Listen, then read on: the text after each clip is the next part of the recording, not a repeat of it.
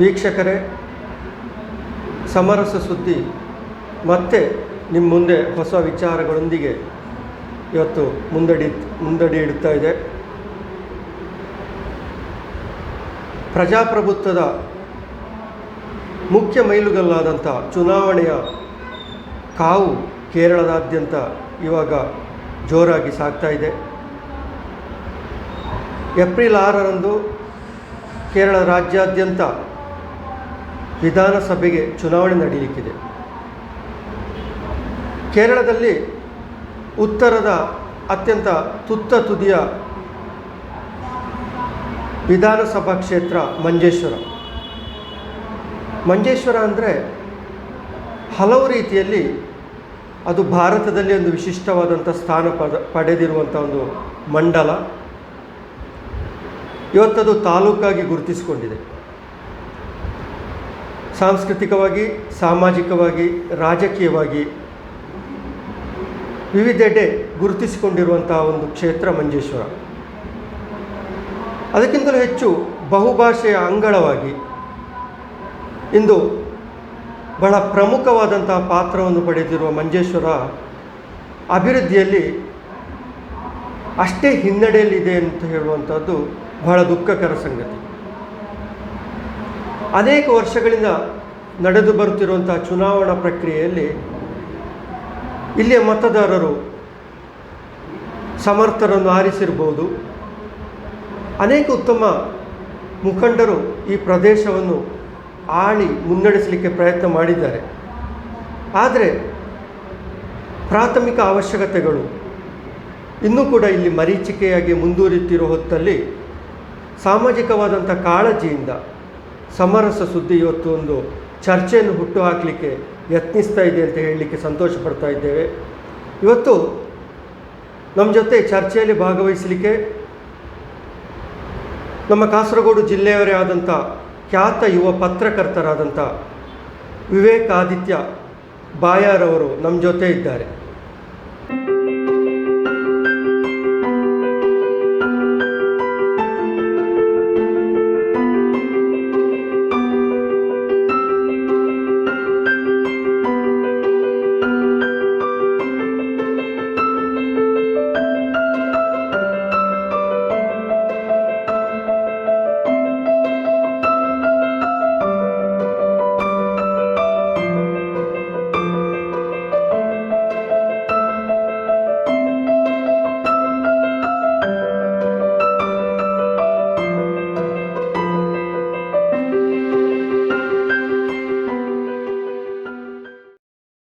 ಕನ್ನಡದ ವಿವಿಧ ಮಾಧ್ಯಮಗಳಲ್ಲಿ ಕಾರ್ಯನಿರ್ವಹಿಸಿ ಅನುಭವ ಇರುವಂಥ ಅವರು ಪ್ರಸ್ತುತ ಆಂಗ್ಲ ಮಾಧ್ಯಮದಲ್ಲಿ ಮಂಗಳೂರು ಕೇಂದ್ರೀಕರಿಸಿ ಕಾರ್ಯನಿರ್ವಹಿಸ್ತಾ ಇರುವಂಥ ಆಂಗ್ಲ ಮಾಧ್ಯಮವೊಂದರಲ್ಲಿ ಸಂಪಾದಕರಾಗಿ ಕಾರ್ಯನಿರ್ವಹಿಸ್ತಾ ಇದ್ದಾರೆ.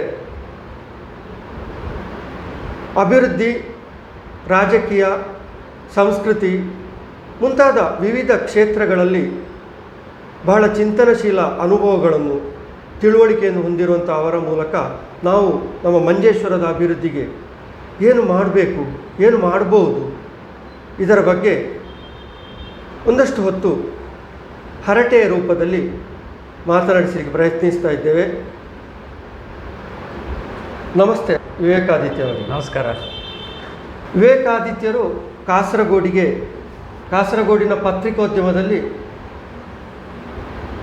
ಬಹುಶಃ ಹೆಚ್ಚಿನ ಓದುಗರಿಗೆ ಗೊತ್ತಿರುವಂಥ ಒಂದು ಹೆಸರು ವಿವೇಕಾದಿತ್ಯ ಬಾಯಾರು ಅಂತೇಳಿ.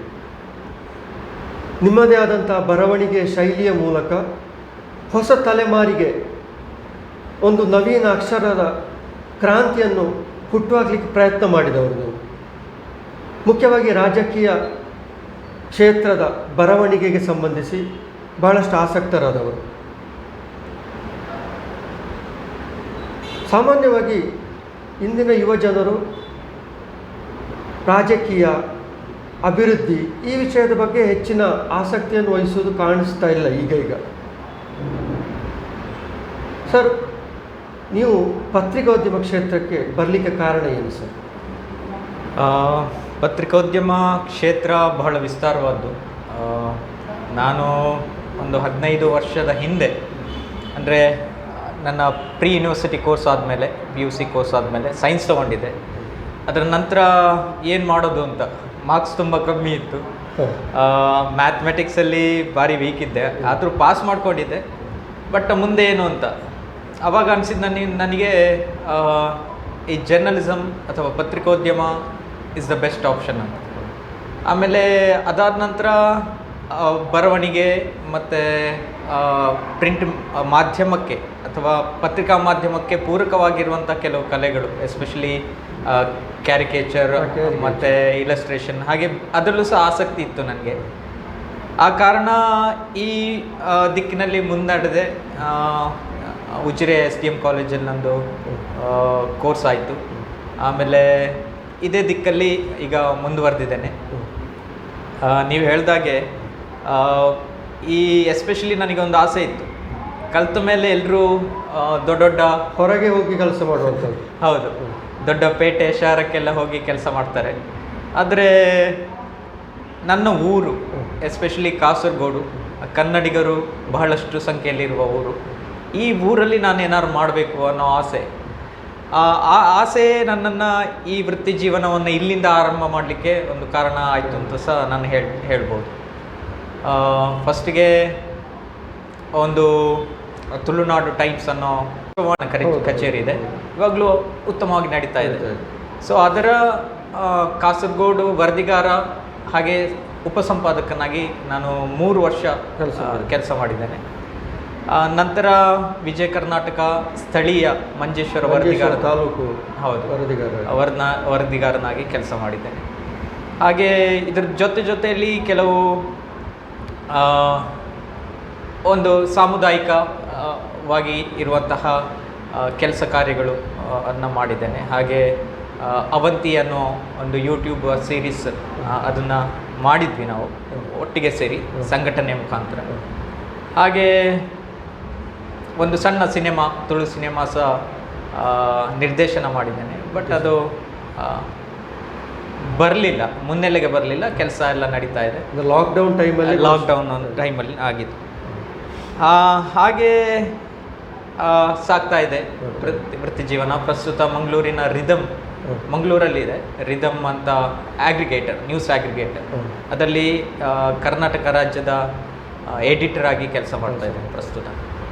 ಹಾಗೆ ಈಗ ನಮ್ಮ ಮುಖ್ಯ ವಿಷಯ ಅಂತ ಹೇಳಿದರೆ ಚುನಾವಣೆ ಮತ್ತು ಅದಕ್ಕೆ ಸಂಬಂಧಿಸಿ ಮಂಜೇಶ್ವರ ತಾಲೂಕಿನ 7 ಬೀಳುಗಳ ಒಂದು ಅವಲೋಕನ. ಮಂಜೇಶ್ವರ ತಾಲೂಕು 2013ರಲ್ಲಿ ರಚನೆಯಾಯಿತು. ಆಕಿನ ಮೊದಲು ಕಾಸರಗೋಡು ತಾಲೂಕಿನ ಭಾಗ ಆಗಿತ್ತು ಮಂಜೇಶ್ವರ. ಬಹುತೇಕ ಮಂದಿ 65%ಕ್ಕಿಂತಲೂ ಹೆಚ್ಚು ಜನರು ಇಲ್ಲಿ ಕನ್ನಡಿಗರು ಅಂತೇಳಿ ಕರೆಸಿಕೊಂಡವರು.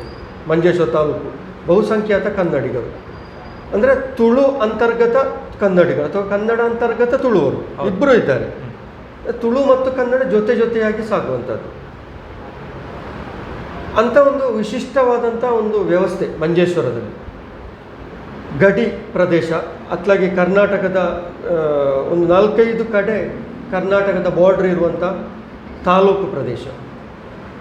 ಅದರ ಜೊತೆಗೆ ಅದೊಂದು ವಿಧಾನಸಭಾ ಕ್ಷೇತ್ರವೂ ಕೂಡ, ತಾಲೂಕಿನ ಜೊತೆಗೆ ಒಂದು ವಿಧಾನಸಭಾ ಕ್ಷೇತ್ರವೂ ಕೂಡ.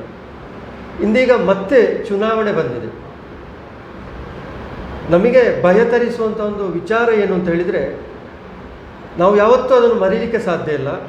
ಇಡೀ ಒಂದು ಭಾರತದ ಇತಿಹಾಸದಲ್ಲಿ ಅದು ದಾಖಲಾಗಬೇಕಾದಂಥ ಒಂದು ಘಟನೆ ಯಾವುದು ಅಂತ ಹೇಳಿದರೆ, ಕೊರೋನಾ ಸಂದರ್ಭದಲ್ಲಿ ಅಂತಾರಾಜ್ಯ ಗಡಿಗಳು ಮುಚ್ಚಲ್ಪಟ್ಟಾಗ ಇಡೀ ಭಾರತದಲ್ಲೇ ಸಮಸ್ಯೆ ಆಗಿದೆ. ಅದರಲ್ಲಿ ಅತ್ಯಂತ ಹೆಚ್ಚು ಕಷ್ಟ ಅನುಭವಿಸಿದವರು ಕಾಸರಗೋಡಿನವರು, ಅದರಲ್ಲಿಯೂ ಮಂಜೇಶ್ವರ ತಾಲೂಕಿನವರು ಅಂತ ಹೇಳಿಕೊಳ್ಳಲಿಕ್ಕೆ ಒಂದು ರೀತಿಯ ವೇದನೆ ಆಗ್ತಾಯಿದೆ. ಇದರ ಬಗ್ಗೆ ನೀವೇನು ಹೇಳ್ತೀರಿ ಸರ್? ಇದು ನಿಜವಾದ ಸಂಗತಿ, ಸತ್ಯ ಸಂಗತಿ. ಯಾಕಂದರೆ ಇವನ್ ಕರ್ನಾಟಕ ಹೈಕೋರ್ಟ್ ಇದ್ರ ಬಗ್ಗೆ ಅವಾಗ ಒಂದು ತನ್ನ ಒಂದು ಅಭಿಪ್ರಾಯವನ್ನು ಅಥವಾ ಮುಂದೆ ಇಡ್ತಾ ಇದೆ. ಕರ್ನಾಟಕ ಸರ್ಕಾರ ಕಾಸರಗೋಡು ಕನ್ನಡಿಗರ ಪರವಾಗಿ ಹೇಗೆ ನಡ್ಕೊಳ್ತಾ ಇದೆ, ಹೇಗೆ ನಡ್ಕೊಳ್ಬೇಕಿದೆ ಅನ್ನುವ ವಿಷಯ. ಕೊರೋನಾದಿಂದ ಗಡಿ ಬಂದಾಯಿತು. ನಮ್ಮ ಕನ್ನಡಿಗರು ಬಹಳಷ್ಟು ಮಂದಿ ಮಂಗಳೂರು ಅನ್ನು ಅವಲಂಬಿಸಿದ್ದಾರೆ. ಅದು ಶಿಕ್ಷಣಕ್ಕಾಗಿರ್ಬೋದು, ಮತ್ತು ಅಲ್ಲಿನ ಆಸ್ಪತ್ರೆಗಳನ್ನಾಗಿರ್ಬೋದು ಅಥವಾ ವ್ಯಾಪಾರ ವಹಿವಾಟಿಗೆ ಆಗಿರ್ಬೋದು, ಹಾಗೆ ಉದ್ಯೋಗಕ್ಕೆ ಸಹ ಆಗಿರ್ಬೋದು. ಹೀಗೆ ಹಲವು ಕ್ಷೇತ್ರಗಳಲ್ಲಿ ಗಡಿನಾಡು ಕಾಸರಗೋಡುಗರ ಅವಲಂಬನೆ ಮಂಗಳೂರು. ಹೀಗಿರುವ ಪಕ್ಷದಲ್ಲಿ ಅಲ್ಲಿನ ಸರ್ಕಾರ ನಮ್ಮನ್ನು ಹೇಗೆ ನಡ್ಕೊಂಡಿಸಿತು ಅನ್ನೋ ಒಂದು ವಿಚಾರ ಆದರೆ, ಇಲ್ಲಿನ ಸ್ಥಳೀಯ ನಾಯಕರು ಏನು ಮಾಡಿದ್ದಾರೆ ಅನ್ನೋ ವಿಷಯ, ಇದೆರಡನ್ನು ನಾವು ಸಮತೂಕದಲ್ಲಿ ಸಮನಾಗಿ ನೋಡ್ತಾ ಚಿಂತನೆ ಮಾಡ್ತಾ ಹೋದರೆ ಎರಡು ಕಡೆ ಸಹ ತಪ್ಪಿದೆ. ಆದರೆ ನಮ್ಮ ನಾಯಕರು ತಮ್ಮ ಗಟ್ಟಿತನವನ್ನು ಅಲ್ಲಿನ ನಾಯಕರಿಗೆ ಹೇಳಲಿಕ್ಕೆ ಅಥವಾ ತಲುಪಿಸಲಿಕ್ಕೆ, ನಮ್ಮ ಕಷ್ಟಗಳನ್ನ ಅಲ್ಲಿಗೆ ಅವರ ಹತ್ರ ಹೇಳ್ಕೊಳ್ಳಿಕ್ಕೆ ಸರ್ಕಾರಿ ನೆಲೆಯಲ್ಲಿ ಅಂದರೆ ದೊಡ್ಡ ಮಟ್ಟದಲ್ಲಿ ಹೇಳ್ಕೊಳ್ಳಿಕ್ಕೆ ಸೋತಿದ್ದಾರೆ ಅಂತನೂ ಸ್ವಲ್ಪ ಮಟ್ಟಿಗೆ ಕಾಣ್ತದೆ. ಆದರೆ ಸಂಪೂರ್ಣವಾಗಿ ಸೋಲೆ ಅಂತ ಕೇಳಿದರೆ ಅಲ್ಲ. ಆದರೆ ನಮ್ಮ ದನಿ ದೊಡ್ಡದಾಗಿ ಕೇಳಿಸಲಿಲ್ಲ, ಆ ಥರ ಕೇಳಿಸಲಿಲ್ಲ ಅನ್ನೋದು ನನ್ನ ಅಭಿಪ್ರಾಯ ಒಂದಿದೆ. ಯಾಕಂದರೆ ಮತ್ತೆ ಸಣ್ಣ ಮಟ್ಟದ ರಾಜಕೀಯ ಸಹ ಅದರಲ್ಲಿ ನಡೆದಿದೆ ಅಂದಿಸು ತಪ್ಪಾಗಲಿಕ್ಕಿಲ್ಲ. ಯಾಕಂದರೆ ರಾಜಕೀಯ ಪ್ರತಿ ಒಂದು ದಿಕ್ಕಿನಲ್ಲೂ ಸಹ ನಾವು ರಾಜಕೀಯ ಲಾಭವನ್ನು ಕರ್ನಾಟಕದಲ್ಲಿ ಭಾರತೀಯ ಜನತಾ ಪಕ್ಷ ಆಡಳಿತ ನಡೆಸ್ತಾ ಇದೆ, ಕೇರಳದಲ್ಲಿ ಎಡರಂಗದ ಆಡಳಿತ ಇದೆ. ಹೌದು. ಈ ನಿಟ್ಟಿನಲ್ಲಿ ನಾವು ನೋಡೋದಾದರೆ ಕರ್ನಾಟಕ ಗಡಿ ಬಂದಾಯಿತು, ಎಲ್ಲ ಸಣ್ಣ ಗಡಿಗಳಲ್ಲಿ ಮಣ್ಣನ್ನು ತಂದು ಹಾಕಿದ್ರು, ಗಡಿ ಸಂಪೂರ್ಣವಾಗಿ ಬಂದಾಯಿತು. ಯಾರು ಸಹ ತಮ್ಮ ವಾಹನಗಳ ಮೂಲಕ, ದ್ವಿಚಕ್ರ ವಾಹನಗಳು, ತ್ರಿಚಕ್ರ ವಾಹನ ಆಗಲಿ ಯಾವುದೇ ವಾಹನಗಳ ಮೂಲಕ ಗಡಿ ದಾಟಲಿಕ್ಕೆ ಆಗದ ಪರಿಸ್ಥಿತಿ. ಇದು ಸಂವಿಧಾನ ಉಲ್ಲಂಘನೆ ಅನ್ನುವ ಮಾತು. ಯಾಕಂದರೆ ಒಂದು ರಸ್ತೆಯಲ್ಲಿ, ಸಾರ್ವಜನಿಕ ಸ್ಥಳ ಅಂದರೆ ರಸ್ತೆಯಲ್ಲಿ ಮಣ್ಣನ್ನು ತಂದು ಹಾಕೋದು, ಆ ಮೂಲಕ ವಾಹನಗಳ ಓಡಾಟಕ್ಕೆ ನಿರ್ಬಂಧ ಹೇರೋದು, ಪ್ರಯಾಣಕ್ಕೆ ತಡೆ ಮಾಡೋದು ಸಂವಿಧಾನದ ಉಲ್ಲಂಘನೆ ಅನ್ನೋದು ಸತ್ಯದ ವಿಚಾರ. ನೀವು ಅದ್ರ ಮಣ್ಣು ಹಾಕೋ ಬದಲು ಬ್ಯಾರಿಕೇಡ್ ಇಡ್ಬೋದಾಗಿತ್ತು, ಆದರೆ ಇಟ್ಟಿಲ್ಲ. ನೀವು ಯಾತಕ್ಕೆ ಈ ಥರ ಉಲ್ಲಂಘನೆ ಮಾಡ್ತೀರಿ ಅನ್ನೋ ವಿಚಾರ ಸಹ ಸುಮಾರು ಸಲ ಕೇಳಲ್ಪಟ್ಟಿದೆ. ಅದಕ್ಕೆ ಈ ಕೊರೋನಾ ನಿಬಂಧನೆಗಳ ಆ ಒಂದು ಕಾನೂನು ಅನ್ನುವಂಥದ್ದು ಬೇರೆ ಇದೆ. ಈ ವೈರಸ್ಸಿಗೆ ಸಂಬಂಧಿಸಿದ ಕಾನೂನುಗಳನ್ನು ಕೇಂದ್ರ ಸರ್ಕಾರ ಕಳೆದ ವರ್ಷ ಮಾರ್ಚ್ ಬಹುಶಃ 20ನೇ ತಾರೀಕಿನ ದಿವಸವೇ ಜಾರಿಗೆ ತಂದಿರುವಂಥದ್ದು. 22ಕ್ಕೆ ಲಾಕ್ಡೌನ್ ಹಾಕಿದ್ರು, 20ಕ್ಕೆ ಅದರ ಒಂದು ಕ್ರಿಯೇಟಿವ್ ಆದಂಥ ಒಂದು ಚರ್ಚೆ ಆಗಿತ್ತು. ಆವಾಗ ಅದರ ರೂಪರೇಷೆ ತಯಾರಿಸಿರುವಂಥದ್ದು. ಬಹುಶಃ ಆ ಕಾನೂನು ಅನ್ನುವಂಥದ್ದು ಆ ರೀತಿ ಮಾಡಬೇಕು ಅಂತೇಳಿ ಹೇಳಿದೆ ಅಂತೇಳಿ ಒಂದು ಉಲ್ಲೇಖ ಬಂದಿದೆ. ನಾನು ಅದನ್ನು ನೋಡಲಿಲ್ಲ, ಓದಲಿಲ್ಲ, ಆದರೆ ಅದರ ಉಲ್ಲೇಖದಲ್ಲಿ ಹಾಗಿದೆ ಅಂತೆ. ಆಯಾಯ ರಾಜ್ಯಗಳು ಅವರವರ ಏನು ವ್ಯಾಪ್ತಿಯಲ್ಲಿ ನಿಯಂತ್ರಣಗಳನ್ನು ಸಾಧಿಸಿ ವೈರಸ್ಗಳಿಗೆ ನಿಬಂಧನೆ ಹಾಕಬಹುದು ಎನ್ನುವಂಥ ಒಂದು ಕಾನೂನು ಇದೆ ಅಂತೇಳಿ ಹೇಳುವುದು ಕೇಳಿದ್ದೇನೆ. ಆ ಕಾನೂನು ಇರ್ಬೋದು, ಆದರೆ ವಾಹನ ಸಂಚಾರಕ್ಕೆ ಮಾತ್ರ ನಿಬಂಧನೆ, ಆದರೆ ಮಾನವ ಸಂಚಾರಕ್ಕೆ ನಿಬಂಧನೆ ಇಲ್ಲ ಅನ್ನೋ ವಿಷಯ ಸಹ ಉಂಟದು. ಯಾಕಂದ್ರೆ ನಡೆದು ಹೋಗುವವರಿಗೆ ಓಕೆ, ನಡೆದು ನಾನು ಅದೇ ಬಾರ್ಡರ್ನ ಕ್ರಾಸ್ ಮಾಡ್ತೇನೆ ಅಥವಾ ಎಷ್ಟು ಜನ ಹೋದರೆ ಅದೇ ವಿಷಯ ಅಂದ್ರೆ ಇನ್ನೊಂದು ಇದೆ. ಯಾಕಂದ್ರೆ ಒಂದಷ್ಟು ಜನ ಕಾರ್ಮಿಕ ವರ್ಗ ಒಂದು ದೇಶದ ಒಂದು ಭಾಗದಿಂದ ಇನ್ನೊಂದು ಭಾಗಕ್ಕೆ ಸಾಮೂಹಿಕವಾಗಿ ಹೋಗ್ತಾರೆ ಅನ್ನೋದು ಅಂತ ವಿಚಾರಗಳನ್ನು ಸಹ ನಾವು ಬಿಹಾರ ಕಡೆಯಲ್ಲೆಲ್ಲ ತುಂಬಾ ನೋಡಿದ್ದೇವೆ. ಹೌದು, ಲಾಕ್ಡೌನ್ ಹಾಕಿದ ಸಂದರ್ಭದಲ್ಲಿ ಅನೇಕ ಮಂದಿ ರೈಲುಗಳು ಸಿಗದೆ ರೈಲು ಹಳಿಯಲ್ಲಿ ನಡ್ಕೊಂಡು ಹೋಗುವಂತಹ ಸುದ್ದಿಗಳೆಲ್ಲ ನಮಗೆ ಗುಂಪಾಗಿ ಹೋಗುವಂತಹ ದೃಶ್ಯಗಳೆಲ್ಲ ನಾವು ಕಂಡಿದ್ದೇವೆ. ಹೌದು, ನಿಬಂಧನೆ ಇಲ್ಲಿ ಯಾವುದಕ್ಕೆ ಆಯಿತು ಅಂದರೆ ವಾಹನ ಸಂಚಾರಕ್ಕೆ ಬದಲಿ ಮನುಷ್ಯನ ಸಂಚಾರಕ್ಕೆ ಅಲ್ಲ ಅಥವಾ ಓಡಾಟಕ್ಕೆ ಅಲ್ಲ ಅನ್ನೋ ವಿಷಯ. ಇದು ನಡೆದಿದೆ ಕೂಡ. ವಾಹನಗಳನ್ನ ಗಡಿ ಭಾಗದಲ್ಲೇ ಇಟ್ಟು ಅಲ್ಲಿಂದ ನಡಿಗೆಯ ಮೂಲಕ ಮನೆಗೆ ಮತ್ತೊಂದು ವಾಹನದಿಂದ ಹೋದವರಿದ್ದಾರೆ. ಹೀಗೆ ನಿತ್ಯ ಹೀಗೆ ಮಾಡ್ತಾ ಇದ್ದವರು ಸಹ ಉದಾಹರಣೆಗಳು ಇವೆ. ಅಲ್ಲ, ಇಲ್ಲಿ ಸಮಸ್ಯೆ ಇರುವಂತಹದ್ದು ಈ ಲಾಕ್ಡೌನ್ ಅಂತ ನಿಯಂತ್ರಣದ ಲಾಕ್ಡೌನ್ ಸಂದರ್ಭದಲ್ಲಿ ಈಗ ಅಧಿಕೃತ ಲೆಕ್ಕಾಚಾರದ ಪ್ರಕಾರ 14ರಷ್ಟು ಕಾಸರಗೋಡಿನ ರೋಗಿಗಳು ಮಂಗಳೂರಿನಲ್ಲಿ ಏನು ಸೂಕ್ತ ಚಿಕಿತ್ಸೆ ಲಭ್ಯ ಆಗದೆ ತೀರ್ಕೊಂಡ್ರು. 14 ಮಂದಿ ಅಧಿಕೃತ, ಇನ್ನು ಅನಧಿಕೃತವಾಗಿ ಒಂದಷ್ಟು ಹೆಚ್ಚು ಇರ್ಬೋದು. ಆದರೆ ಈ 14 ಮಂದಿ ಇರಲಿಕ್ಕೆ ಸಾಕು. ಈ 14 ಮಂದಿಯ ಜೀವನ ಎನ್ನುವಂಥದ್ದು ಅದು ಬಹಳ ಅಮೂಲ್ಯವಾದ್ದು. ಈ ನಿಟ್ಟಿನಲ್ಲಿ ಇನ್ನು ಮುಂದೆ ಕೂಡ ಇಂತಹ ಗೊಂದಲಗಳು, ಸವಾಲುಗಳು ಎದುರಾದರೆ ಕಾಸರಗೋಡಿನವರಿಗೆ ಏನು ಗತಿ? ಇವಾಗ ಬರೋದು ನೀವು ಹೇಳಿದ ಪ್ರಶ್ನೆ ಏನಂದ್ರೆ ಅಭಿವೃದ್ಧಿ ಎಷ್ಟರ ಮಟ್ಟಿಗೆ ಆಗಿದೆ ಅನ್ನುವಂಥ ಸ್ಥಳದಲ್ಲಿ. ನಾನು ಅಲ್ಲಿಗೆ ಬರ್ತಾ ಇರುವಂಥದ್ದು, ಇದು ಯಾಕೆ ಹೀಗಾಗಿದೆ ಅಂತೇಳಿ. ವಿಷಯ ಏನಂದ್ರೆ ಇದೊಂದು ರಾಜಕೀಯ ಸವಾಲು. ನಾವು ಇವತ್ತು ಎಡ ಬಲ ಮತ್ತೆ ಮಧ್ಯಮ ಹಾಗೆ ರಾಜಕೀಯ ವಲಯ ಸೈದ್ಧಾಂತಿಕವಾಗಿ ಅವರು ಒಳ್ಳೆಯವರು ಇವರು ಕೆಟ್ಟವರು, ಇದು ಬೆಸ್ಟ್ ಅದು ವರ್ಸ್ಟ್ ಅಂತ ಹೇಳೋ ಕಾಲಘಟ್ಟದಲ್ಲಿ ಅಥವಾ ಡಿಸೈಡಿಂಗ್ ಫ್ಯಾಕ್ಟರ್ ಆಗಿ ಇವತ್ತು ಸಾರ್ವಜನಿಕರು ನಾಗರಿಕರು ಇದ್ದಾರೆ. ಯಾವುದು ನಮಗೆ ಉತ್ತಮ, ಯಾವುದು ನಮಗೆ ಒಳಿತು ಅನ್ನುವ ಒಂದು ಯೋಚನೆ ಮಾಡಿ ಮತ ಹಾಕುವ, ಮತ ಚಲಾಯಿಸುವ ಅಥವಾ ಇದು ಒಳ್ಳೆಯದು ಅನ್ನುವ ಆ ಸ್ಥಿತಿಯಲ್ಲಿ ಇದ್ದಾರೆ. ಚುನಾವಣೆ ಅದಕ್ಕೆ ಸಮೀಪಿಸಿದಾಗ ಓಕೆ ನಾವು ಈ ಪಕ್ಷಕ್ಕೆ ಮತ ಚಲಾಯಿಸ್ತೇವೆ, ಯಾಕಂದರೆ ಈ ಪಕ್ಷ ಅಭಿವೃದ್ಧಿಗೆ ಪೂರಕವಾಗಿ ದುಡಿಯಲಿದೆ ಎನ್ನುವ ವಿಶ್ವಾಸದಿಂದ. ಸೊ ಇದು ಅಭಿವೃದ್ಧಿ ಅನ್ನುವ ವಿಷಯ ಸುಮಾರು ದಶಕಗಳಿಂದ ಎಸ್ಪೆಷಲಿ ಈ ಜಿಲ್ಲೆಯಲ್ಲಿ ಒಂದು ಗಗನ ಕುಸುಮ ಅಂತ ಹೇಳ್ತಾರಲ್ಲ ಆ ಥರ ಇದೆ. ನೀವು ಹೇಳುವಂಥ ಅಭಿವೃದ್ಧಿ ಅಂದರೆ ಏನು ಸರ್? ಅಭಿವೃದ್ಧಿ ಇದಕ್ಕೆ ಬೆಸ್ಟ್ ಎಕ್ಸಾಂಪಲ್ ಅಂದರೆ ಉತ್ತಮ ಉದಾಹರಣೆಯನ್ನು ಸೂಚಿಸೋದಲ್ಲ, ನಾವು ತಾಳೆ ನೋಡೋದು. ನಮ್ಮ ಸಮೀಪದ ಜಿಲ್ಲೆ ಯಾವುದು? ದಕ್ಷಿಣ ಕನ್ನಡ ಜಿಲ್ಲೆ, ಕೊಡಗು ಜಿಲ್ಲೆ, ಕಣ್ಣೂರು ಜಿಲ್ಲೆ. ಈ 3 ಜಿಲ್ಲೆಗಳು ನಮ್ಮ ಸಮೀಪವರ್ತಿ ಜಿಲ್ಲೆಗಳಾಗಿದೆ. ಕೊಡಗನ್ನು ತಗೊಳ್ಳಿ, ಕೊಡಗು ಹೇಗಿದೆ ಇವತ್ತು. ಕಣ್ಣೂರನ್ನು ತಗೊಳ್ಳಿ, ಕಣ್ಣೂರು ಹೇಗಿದೆ. ದಕ್ಷಿಣ ಕನ್ನಡ ತಗೊಳ್ಳಿ, ದಕ್ಷಿಣ ಕನ್ನಡ ಎಷ್ಟು ಅಭಿವೃದ್ಧಿ ಹೊಂದಿದೆ. ಆದರೆ ನನ್ನ ಕಾಸರಗೋಡು ಹೇಗಿದೆ ಇವತ್ತು ಅನ್ನೋ ದೊಡ್ಡ ಪ್ರಶ್ನೆ ಅದು. ಇದು ಪ್ರಶ್ನೆ ಮಾತ್ರ ಅಲ್ಲ, ಒಂದು ಕೊರಗು ಸಹ. ಯಾಕೆ ಹೀಗೆ ಅನ್ನೋದು. ನಾನು ಕನ್ನಡಿಗ ಆಗಿರ್ಬೋದು ಅಥವಾ ಕಾಸರಗೋಡು ಜಿಲ್ಲೆಯ ಬರೀ ಹಿಂದುಳಿದ ಮರಾಠಿ ಮಾತಾಡುವ ಭಾಷಾ ಅಲ್ಪಸಂಖ್ಯಾತ ಇರ್ಬೋದು, ಅಥವಾ ಕೊಂಕಣಿ ಮಾತಾಡೋನಿರ್ಬೋದು, ಅಥವಾ ಉರ್ದು ಮಾತಾಡೋನಿರ್ಬೋದು. ಈ ಪ್ರತಿಯೊಬ್ಬ ಸಾಮುದಾಯಿಕ ವ್ಯಕ್ತಿಗಳಿಗೆ, ಆ ಸಮುದಾಯಗಳಿಗೆ ಏನು ಅನ್ಸೋದಂದರೆ ಯಾಕೆ ನಮ್ಮ ಜಿಲ್ಲೆ ಇಷ್ಟು ಹಿಂದುಳಿದಿದೆ ಅನ್ನೋದು ದೊಡ್ಡ ಪ್ರಶ್ನೆ. ಒಂದನೇದಾಗಿ ಇದಕ್ಕೆ ಹಲವು ಕಾರಣಗಳು ಇದೆ.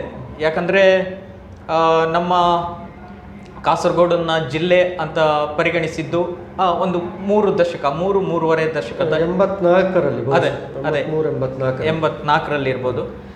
ಅದು ಒಂದು ಕಾರಣ ಆಗಿರ್ಬೋದು. ಆದರೆ ಅದಕ್ಕಿಂತ ಮುಂಚೆ ಸಹ ಕಾಸರಗೋಡು ಅನ್ನೋದು ಒಂದು ಲೋಕಸಭಾ ಕಾನ್ಸ್ಟಿಟ್ಯೂನ್ಸಿ ಆಗಿತ್ತು.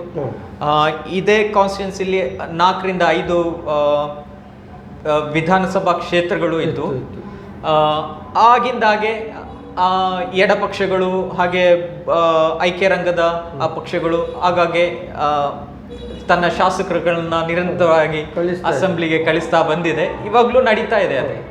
ಆದರೆ ಇವರೆಲ್ಲ ಏನು ಮಾಡಿದ್ರು ಇಷ್ಟು ಸಮಯ ಅನ್ನೋದು ದೊಡ್ಡ ಪ್ರಶ್ನೆ. ಅದು ಹಾಗೆ ಅಂತ ಹೇಳಿ ಟೀಕೆ ಅಲ್ಲ. ಟೀಕೆ ಯಾಕಂದ್ರೆ ಈಗ ಅಭಿವೃದ್ಧಿ ಆಗಿದೆ, ಆಗ್ಲಿಲ್ಲ ಅಂತಲ್ಲ, ಅಭಿವೃದ್ಧಿ ಸಾಕಷ್ಟು ಆಗಿದೆ. ಎಸ್. ಆದರೆ ಮೂಲ ಸೌಕರ್ಯಗಳು, ಇನ್ಫ್ರಾಸ್ಟ್ರಕ್ಚರ್ ಅಂತ ಹೇಳ್ತೇವಲ್ಲ ನಾವು, ಈ ಮೂಲ ಸೌಕರ್ಯಗಳಲ್ಲಿ ಬಡ್ತಿ ಆಗಲಿಲ್ಲ ಅಂತೇಳಿ. ಅಭಿವೃದ್ಧಿ ಮತ್ತು ಮೂಲಸೌಕರ್ಯ ಇದನ್ನು ನಾವು ಕನ್ಫ್ಯೂಸ್ ಮಾಡ್ಕೊಳ್ಳೋದು ಬೇಡ. ಈಗ ಆಯಾ ಕಾಲಘಟ್ಟಕ್ಕೆ, ಈಗ 80ರ ದಶಕದಲ್ಲಿ ಈ ಮಂಜೇಶ್ವರ ಕ್ಷೇತ್ರಕ್ಕೆ ಏನಾಗಬೇಕಿತ್ತು ಅದನ್ನು ಅಲ್ಪ ಸ್ವಲ್ಪ ಮಟ್ಟಕ್ಕೆ ಅಂದಿರುವ ಸರ್ಕಾರಗಳು, ಶಾಸಕರು ತರಲಿಕ್ಕೆ ಶ್ರಮ ಪಟ್ಟಿದ್ದಾರೆ. ಅಂದು ನೀರಾವರಿ ಅತ್ಯಂತ ಮುಖ್ಯವಾಗಿದ್ದಾಗಿತ್ತು.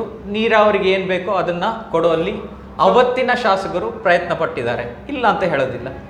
ಆದರೆ ಒಂದು 20 ವರ್ಷ 30 ವರ್ಷದ ನಂತರ ಈ ಜಿಲ್ಲೆ ಅಥವಾ ಈ ಕ್ಷೇತ್ರಕ್ಕೆ ಏನು ಬೇಕು, ಒಂದು ದೂರದೃಷ್ಟಿ ನಿಲುವಿನಿಂದ ಈ ಜಿಲ್ಲೆಗೆ ಏನು ಬೇಕಾಗಿದೆ ಅನ್ನೋದನ್ನು ತಿಳ್ಕೊಂಡು ಮಾಡಿದ್ದು ಯಾವ ಯೋಜನೆ ಸಹ ಇಲ್ಲ. ಅದು ಇವತ್ತು ನಮಗೆ ಕೊರತೆ ಅಂತ ಕಾಣ್ತಾ ಇರೋದು. ಈ ಕೊರತೆಯನ್ನು ಹೇಗಪ್ಪ ನೀಗಿಸ್ಬೋದು ಅನ್ನೋದು ಇನ್ನೊಂದು ಪ್ರಶ್ನೆ. ಯಾಕಂದರೆ ನಿರಂತರವಾಗಿ ಐಕ್ಯ ರಂಗ ಶಾಸಕರು, ಎಸ್ಪೆಷಲಿ ಮಂಜೇಶ್ವರನ್ನು ತಗೊಳ್ಳೋದಾದ್ರೆ ಕಾಸರಗೋಡು ಮಂಜೇಶ್ವರ ಈ 2 ಕಡೆಯೂ ಐಕ್ಯ ರಂಗ, ಕರೆಕ್ಟ್. ಮುಸ್ಲಿಂ ಲೀಗ್ ಇಲ್ಲಿ ಪ್ರಭಾವಿ ಪಕ್ಷವಾಗಿದೆ. ಅವರ ಶಾಸಕರೇ ಸುಮಾರು ವರ್ಷ ವಿಧಾನಸಭೆಗೆ ಹೋಗುವ ಪರಿಸ್ಥಿತಿ ಅಂದ್ರೆ ಅವ್ರು ಗೆಲ್ತಾರೆ, ಅವ್ರು ಹೋಗ್ತಾರೆ. ಹೋಗಿ ಏನು ತಗೊಂಡ್ಬರ್ತಾರೆ ಅಂತ 5 ವರ್ಷ ಕಳೆದ್ರು ಸಹ ಇಲ್ಲಿನ ಪ್ರಜೆಗಳಿಗೆ ಗೊತ್ತಾಗುತ್ತಿಲ್ಲ, ಕೇಳೋರು ಇಲ್ಲ. ಹಾಗೆ ಅದು ಇನ್ನೊಂದು ನಮ್ಮ ದುರಾದೃಷ್ಟ. ಹೀಗೆ ಈ ಸಲ ಈ ಚುನಾವಣೆಯಲ್ಲಿ ಒಂದು ಹೊಸ ಭಾಷಾವಾದ ಎಲ್ಲರಲ್ಲೂ ಹುಟ್ಕೊಂಡಿದೆ. ಈ ಬದಲಾವಣೆಯ ಪರ್ವವನ್ನು ತರಬೇಕು ಅಂತ ಎಲ್ಲ ಯುವಕರು ನಿಶ್ಚಯಿಸಿಬಿಟ್ಟಿದ್ದಾರೆ. ಇಷ್ಟು ವರ್ಷ ಕಾದದ್ದು ನಾವು ಕಾಸರಗೋಡು ಅಭಿವೃದ್ಧಿ ವಂಚಿತ ಅನ್ನೋ ಮಾತುಗಳು ಬಿಟ್ಟು ಇನ್ನು ಅಭಿವೃದ್ಧಿ ದಿಶೆ ಒಂದೇ ಅಂತ ಹೇಳೋ ಮಟ್ಟಿಗೆ ಇಲ್ಲಿನ ಪರಿಸ್ಥಿತಿಗಳು ತಲುಪಿದೆ. ಅಂದರೆ ಬದಲಾವಣೆಯನ್ನು ತಲುಪಿದೆ ಅನ್ನೋದು ಖಾತ್ರಿ ಹಾಗೆ. ಈಗ ಮುಖ್ಯವಾಗಿ ಕಾಸರಗೋಡಿಗೆ ಸಂಬಂಧಿಸಿ ಹಲವು ವರ್ಷಗಳಿಂದ ನಾವು ಕಾಣಿಸ್ತಾ ಇರೋದೇನು ಅಂತ ಹೇಳಿದರೆ, ರಸ್ತೆಗೆ ಡಾಮರ್ ಹಾಕುವಂಥದ್ದು, ಸ್ಟ್ರೀಟ್ ಲೈಟ್ ಹಾಕುವಂಥದ್ದು, ಮತ್ತು ಮನೆಗಳನ್ನು ಕಟ್ಟಿಸಿಕೊಡುವಂಥದ್ದು. ಇದು 3 ಮುಖ್ಯವಾಗಿ ನಮಗೆ ಕಾಣಿಸ್ತಿರುವಂಥ ಅಭಿವೃದ್ಧಿ ಚಟುವಟಿಕೆಗಳು. ನಿಜವಾಗಿ ಕೂಡ ಅಭಿವೃದ್ಧಿಯನ್ನು ಆರಂಭಿಸಬೇಕಾದ ಎಲ್ಲಿ ಅಂತ ಹೇಳಿದರೆ ತಳಮಟ್ಟದ ಗ್ರಾಮ ಪಂಚಾಯತ್ಗಳ ಮೂಲಕ. ಗ್ರಾಮ ಪಂಚಾಯತ್ ತ್ರಿಸ್ತರ ಆಡಳಿತ ವ್ಯವಸ್ಥೆಗಳಲ್ಲಿ ಗ್ರಾಮ ಪಂಚಾಯತ್, ಬ್ಲಾಕ್ ಪಂಚಾಯತ್ ಮತ್ತು ಜಿಲ್ಲಾ ಪಂಚಾಯತ್ ಎನ್ನುವಂಥ ತ್ರಿಸ್ತರ ಆಡಳಿತ ವ್ಯವಸ್ಥೆಗಳು ನಮ್ಮ ಕೇರಳದಲ್ಲಿ ಇರುವಂಥದ್ದು. ಈ 3 ರೀತಿಯ ಆಡಳಿತ ವ್ಯವಸ್ಥೆಯಲ್ಲಿ ಅತ್ಯಂತ ತಳಮಟ್ಟದಲ್ಲಿ ಮತ್ತು ಅತ್ಯಂತ ವಿಶಾಲವಾಗಿ ಇರುವಂತಹದ್ದು ಗ್ರಾಮ ಪಂಚಾಯತ್ಗಳು. ಈ ಗ್ರಾಮ ಪಂಚಾಯತ್ಗಳ ಮೂಲಕ ಗ್ರಾಮ ಸಭೆಗಳು ಎನ್ನುವಂಥದ್ದನ್ನು ವರ್ಷವೂ ಆಯೋಜಿಸ್ತಾರೆ. 2-3 ಸಲ ಅವರು ವರ್ಷದಲ್ಲಿ ಗ್ರಾಮ ಸಭೆಗಳನ್ನು ಆಯೋಜಿಸ್ತಾರೆ.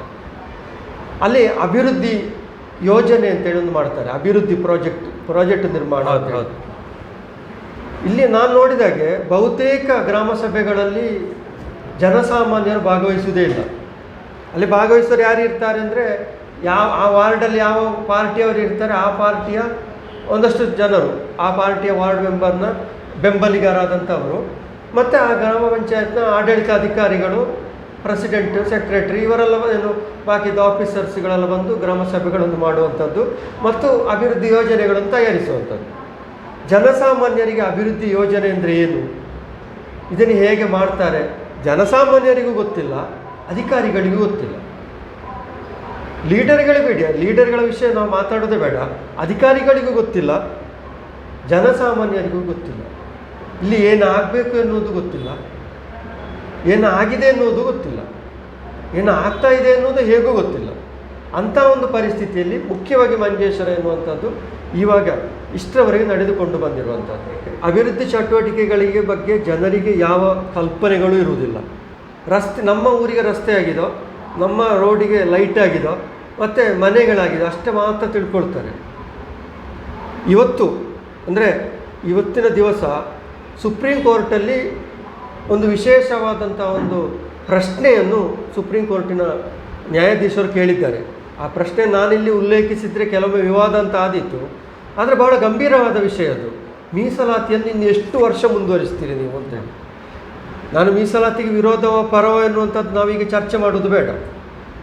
ಇಲ್ಲಿ ನಾನು ಕೇಳುತ್ತಿರುವಂಥದ್ದು, ಈ ರಸ್ತೆಗೆ ಡಾಮರ್ ಹಾಕಬೇಕು, ಸ್ಟ್ರೀಟ್ ಲೈಟ್ ಹಾಕಬೇಕು, ಮನೆ ಕಟ್ಟಿಸಿಕೊಡಬೇಕು, ಅದೆಷ್ಟು ಮಾತ್ರವೇ. ಇದು ಎಷ್ಟು ವರ್ಷ ಆಗ್ತಾ ಇರೋದು ನಾವು.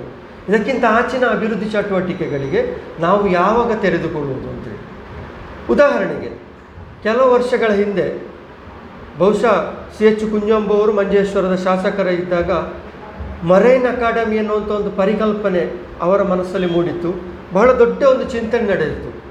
ಆದರೆ ಅವರಿಗೆ ಅದನ್ನು ಜಾರಿ ಮಾಡಲಿಕ್ಕೆ ಆಗಲಿಲ್ಲ. ಆಮೇಲೆ ಅಂಥ ಚಿಂತನೆಗಳೇ ಬರಲಿಲ್ಲ. ಅಂಥ ಚಿಂತನೆಗಳು ಬರಲಿಲ್ಲ.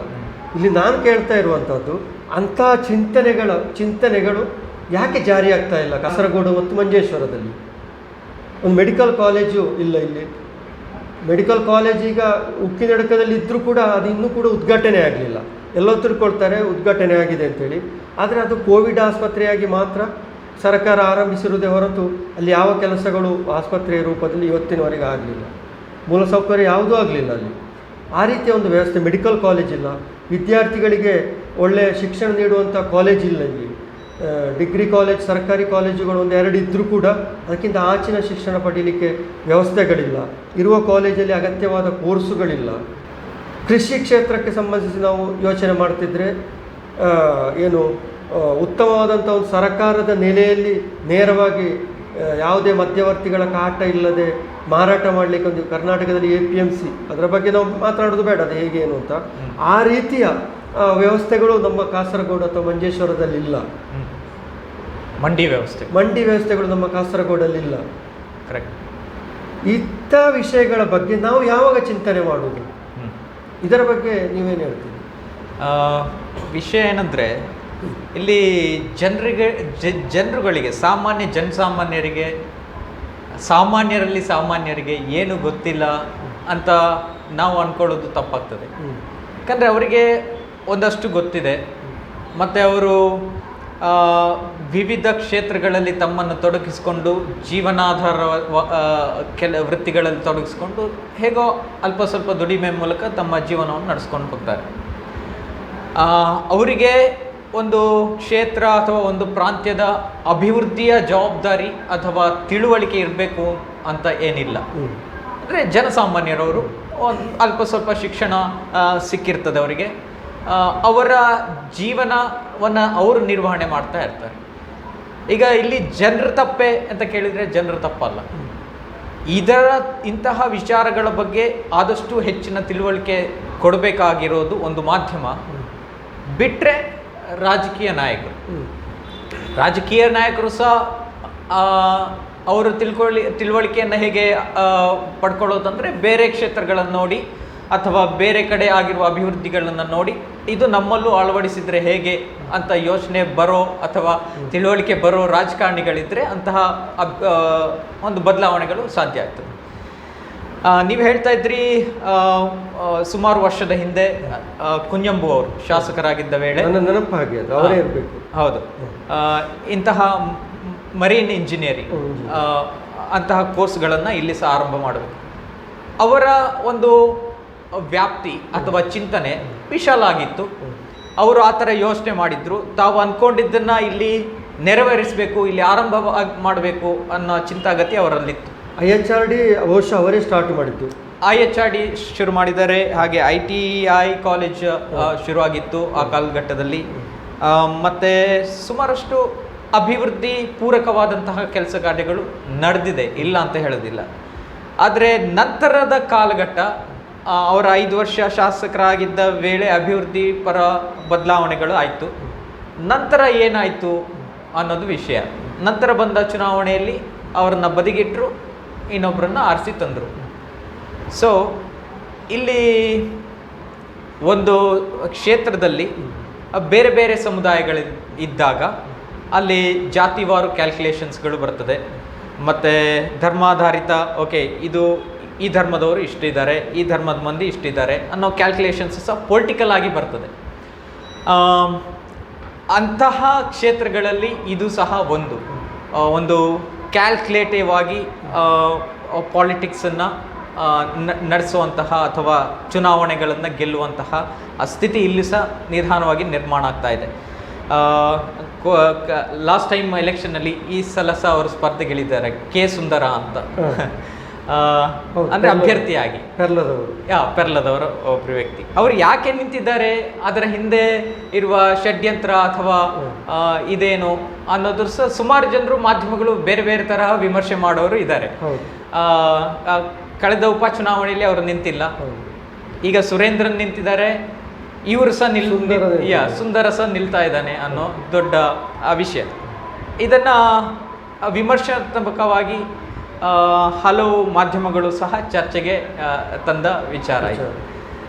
ಹೀಗಿರಬೇಕಾದ್ರೆ ಒಂದು ಕ್ಷೇತ್ರದ ಅಭಿವೃದ್ಧಿಗೆ ಅಲ್ಲಿಯ ಜನನಾಯಕರು ಸಹ ಅತಿ ಮುಖ್ಯ ಆಗಿರ್ತಾರೆ. ಅವರ ಚಿಂತನಾ ಲಹರಿ ಮತ್ತು ಸಮೀಪವರ್ತಿ ಪ್ರದೇಶಗಳು ಮತ್ತು ಅಲ್ಲಿನ ಕ್ಷೇತ್ರಗಳನ್ನು ನೋಡಿ ಇಂತಹವು ನಮ್ಮ ಕ್ಷೇತ್ರದಲ್ಲೂ ಆಗಬೇಕು ಅನ್ನೋಂತಹ ಮನಸ್ಥಿತಿ ಉಳ್ಳ ನಾಯಕರು ನಮಗೆ ಇವತ್ತು ಮಂಜೇಶ್ವರಕ್ಕೆ ಬೇಕಾಗಿದೆ. ಅಂತಹ ಬದಲಾವಣೆಗಳು ಇಲ್ಲಿ ಬರಲೇಬೇಕು ಅನ್ನೋ ವಿಷಯ. ಸಾಮಾನ್ಯವಾಗಿ ಕಾಸರಗೋಡಿಗೆ ಸಂಬಂಧಿಸಿ ಅಥವಾ ಇಡೀ ಪೂರ್ತಿಯಾಗಿ ಕೇರಳಕ್ಕೆ ಸಂಬಂಧಿಸಿ ಅಂತ ಹೇಳ್ಬೋದು, ಚುನಾವಣೆಯ ಸಂದರ್ಭದಲ್ಲಿ ಭಾವನಾತ್ಮಕತೆಯ ಮೂಲಕ ಕಲ್ಪನೆಗಳನ್ನು ಕಟ್ಟಿಕೊಳ್ಳಲಿಕ್ಕೆ ರಾಜಕೀಯ ನಾಯಕರು ಅಥವಾ ರಾಜಕೀಯ ಪಕ್ಷಗಳು ಪ್ರಯತ್ನ ಮಾಡ್ತಾ ಇದ್ದಾರೆ. ಈ ಭಾವನಾತ್ಮಕತೆ ಮತ್ತು ಅಭಿವೃದ್ಧಿ ಅನ್ನುವಂಥದ್ದು ನಿಖರವಾಗಿ ಹೇಳ್ತೇನೆ ನಾನು, ಅದು ಬೇರೆ, ಅದು ಏನು ವಿರುದ್ಧ ಧ್ರುವಗಳು, ಪರಸ್ಪರ ಯಾವತ್ತೂ ಹೊಂದಿಕೆ ಆಗುವಂಥದ್ದಲ್ಲ. ಅಭಿವೃದ್ಧಿ ಅನ್ನುವಂಥದ್ದು ಅದು ಬೇರೆ ಇರ್ತದೆ, ಆ ಭಾವನಾತ್ಮಕತೆ ಎನ್ನುವಂಥದ್ದು ಅದರ ಆಚೆ ಬೇರೆ ಅದನ್ನು ಇಟ್ಟುಕೊಂಡು ಜನರನ್ನು ಮೋಸಗೊಳಿಸಬಹುದೇ ಹೊರತು, ಭಾವನಾತ್ಮಕತೆ ಹೆಸರಲ್ಲಿ ಜನರನ್ನು ಮೋಸಗೊಳಿಸಬಹುದೇ ಹೊರತು ಅದರಿಂದ ಅಭಿವೃದ್ಧಿ ತರಲಿಕ್ಕೆ ಸಾಧ್ಯ ಇಲ್ಲ. ನಾನು ಮುಖ್ಯವಾಗಿ ಇಲ್ಲಿ ಕಾಸರಗೋಡಲ್ಲಿ ಗಮನಿಸಿರುವಂಥದ್ದು ಎಲ್ಲ ರಾಜಕೀಯ ನಾಯಕರು ಕೂಡ, ಅದು ಯಾವ ಪಕ್ಷ ಅಂತೆಲ್ಲ, ಎಲ್ಲ ಪಕ್ಷದವರು ಕೂಡ ಜನರನ್ನು ಭಾವನಾತ್ಮಕವಾಗಿ ಮಾತ್ರ ಕೊಂಡೋಗ್ತಾರೆ ಹೊರತು ಅಭಿವೃದ್ಧಿಯತ್ತ ಅಭಿವೃದ್ಧಿ ವಿಷಯಗಳನ್ನು ಮಾತನಾಡುವುದೇ ಇಲ್ಲ. ಅಭಿವೃದ್ಧಿಯ ವಿಷಯಗಳನ್ನು ಅವರು ಯಾವ ವಿಷಯಗಳನ್ನು ಮಾತನಾಡುವುದೇ ಇಲ್ಲ.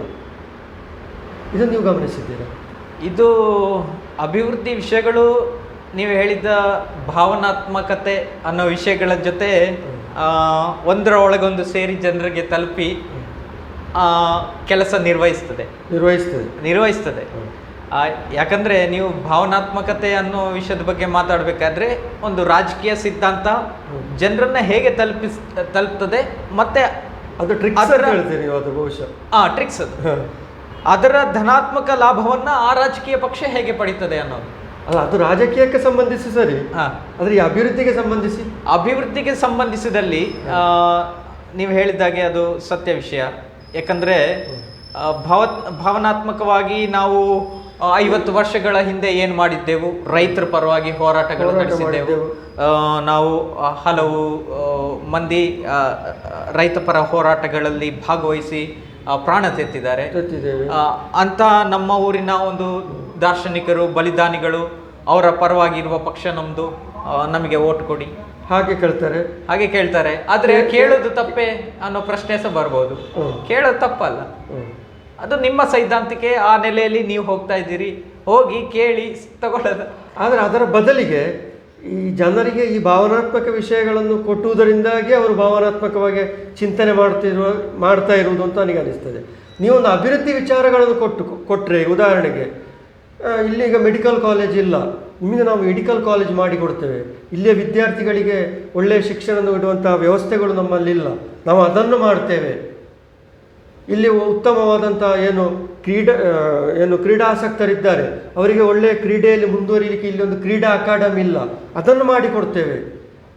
ಈ ರೀತಿ ಕಲಾವಿದರಿದ್ದಾರೆ, ಕನ್ನಡ, ತುಳು, ಮಲಯಾಳ, ಬ್ಯಾರಿ, ಕೊಂಕಣಿ, ಉರ್ದು, ಅರಬ್ಬಿ ವಿವಿಧ ಭಾಷೆಗಳಿರುವಂಥ ಪ್ರದೇಶ. ಆದ್ದರಿಂದ ಬೇರೆ ಬೇರೆ ಸಾಮುದಾಯಿಕವಾದಂಥ ಬೇರೆ ಬೇರೆ ವಿಭಿನ್ನ ಸಾಂಸ್ಕೃತಿಕ ನೆಲೆಗಟ್ಟಿದೆ ಕಾಸರಗೋಡಿಗೆ. ಅದಕ್ಕೆ ಸಂಬಂಧಿಸಿ ಅವರವರ ಅಭಿವೃದ್ಧಿಗೆ, ಅವರವರ ಸಾಂಸ್ಕೃತಿಕ ಅಭಿವೃದ್ಧಿಗೆ ಸಂಬಂಧಿಸಿ ನಿಮಗೆ ಅದನ್ನು ಮಾಡಿಕೊಡ್ತೇವೆ, ನಾವು ಅಂಥ ಒಂದು ವ್ಯವಸ್ಥೆಯನ್ನು ಮಾಡಿಕೊಡ್ತೇವೆ, ನಮ್ಮನ್ನು ಗೆಲ್ಲಿಸಿ ಎನ್ನುವಂಥ ಮಾತುಗಳು ರಾಜಕೀಯ ನಾಯಕರಿಂದ ಯಾಕೆ ಬರ್ತಾ ಇಲ್ಲ ಅಂತ ವಿಷಯ. ಅಂದರೆ ಈಗ ಇದು ನಿಜವೋ ಅಥವಾ ಸುಳ್ಳು ಅಂತ ಗೊತ್ತಿಲ್ಲ. ಈಗ ಅಭಿವೃದ್ಧಿ ದೃಷ್ಟಿಕೋನದ ಬಗ್ಗೆ ಒಂದು ರಾಜಕೀಯ ಪಕ್ಷ ಜನರ ಹತ್ರ ಹೋಗ್ತದೆ, ಅದು ಅಧಿಕಾರಕ್ಕೆ ಬರ್ತದೆ ಅಂತ ತಿಳ್ಕೊಳ್ಳೋ.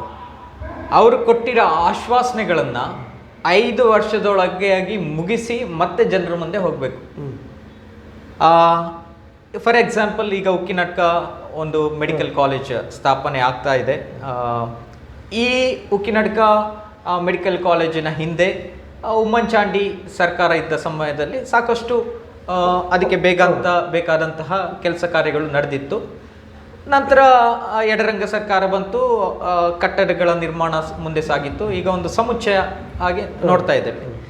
ಆದರೆ 6 ವರ್ಷ 7 ವರ್ಷದ ಹಿಂದೆ ಇದೇ ಐಕ್ಯರಂಗ ಸರ್ಕಾರ ಇದ್ದಾಗ ಅವರು ಕೊಟ್ಟ ಆಶ್ವಾಸನೆ ಏನಂದ್ರೆ 2017-18ರಲ್ಲಿ ನಾವು ವೈದ್ಯಕೀಯ ಕಾಲೇಜಿನ ಆರಂಭ ಅಂದ್ರೆ ಪ್ರಥಮ ಬ್ಯಾಚ್ ಇಲ್ಲಿ ಆರಂಭಿಸ್ತೇವೆ ಅಂತ ಅವರು ಕೊಟ್ಟ ಆಶ್ವಾಸನೆ.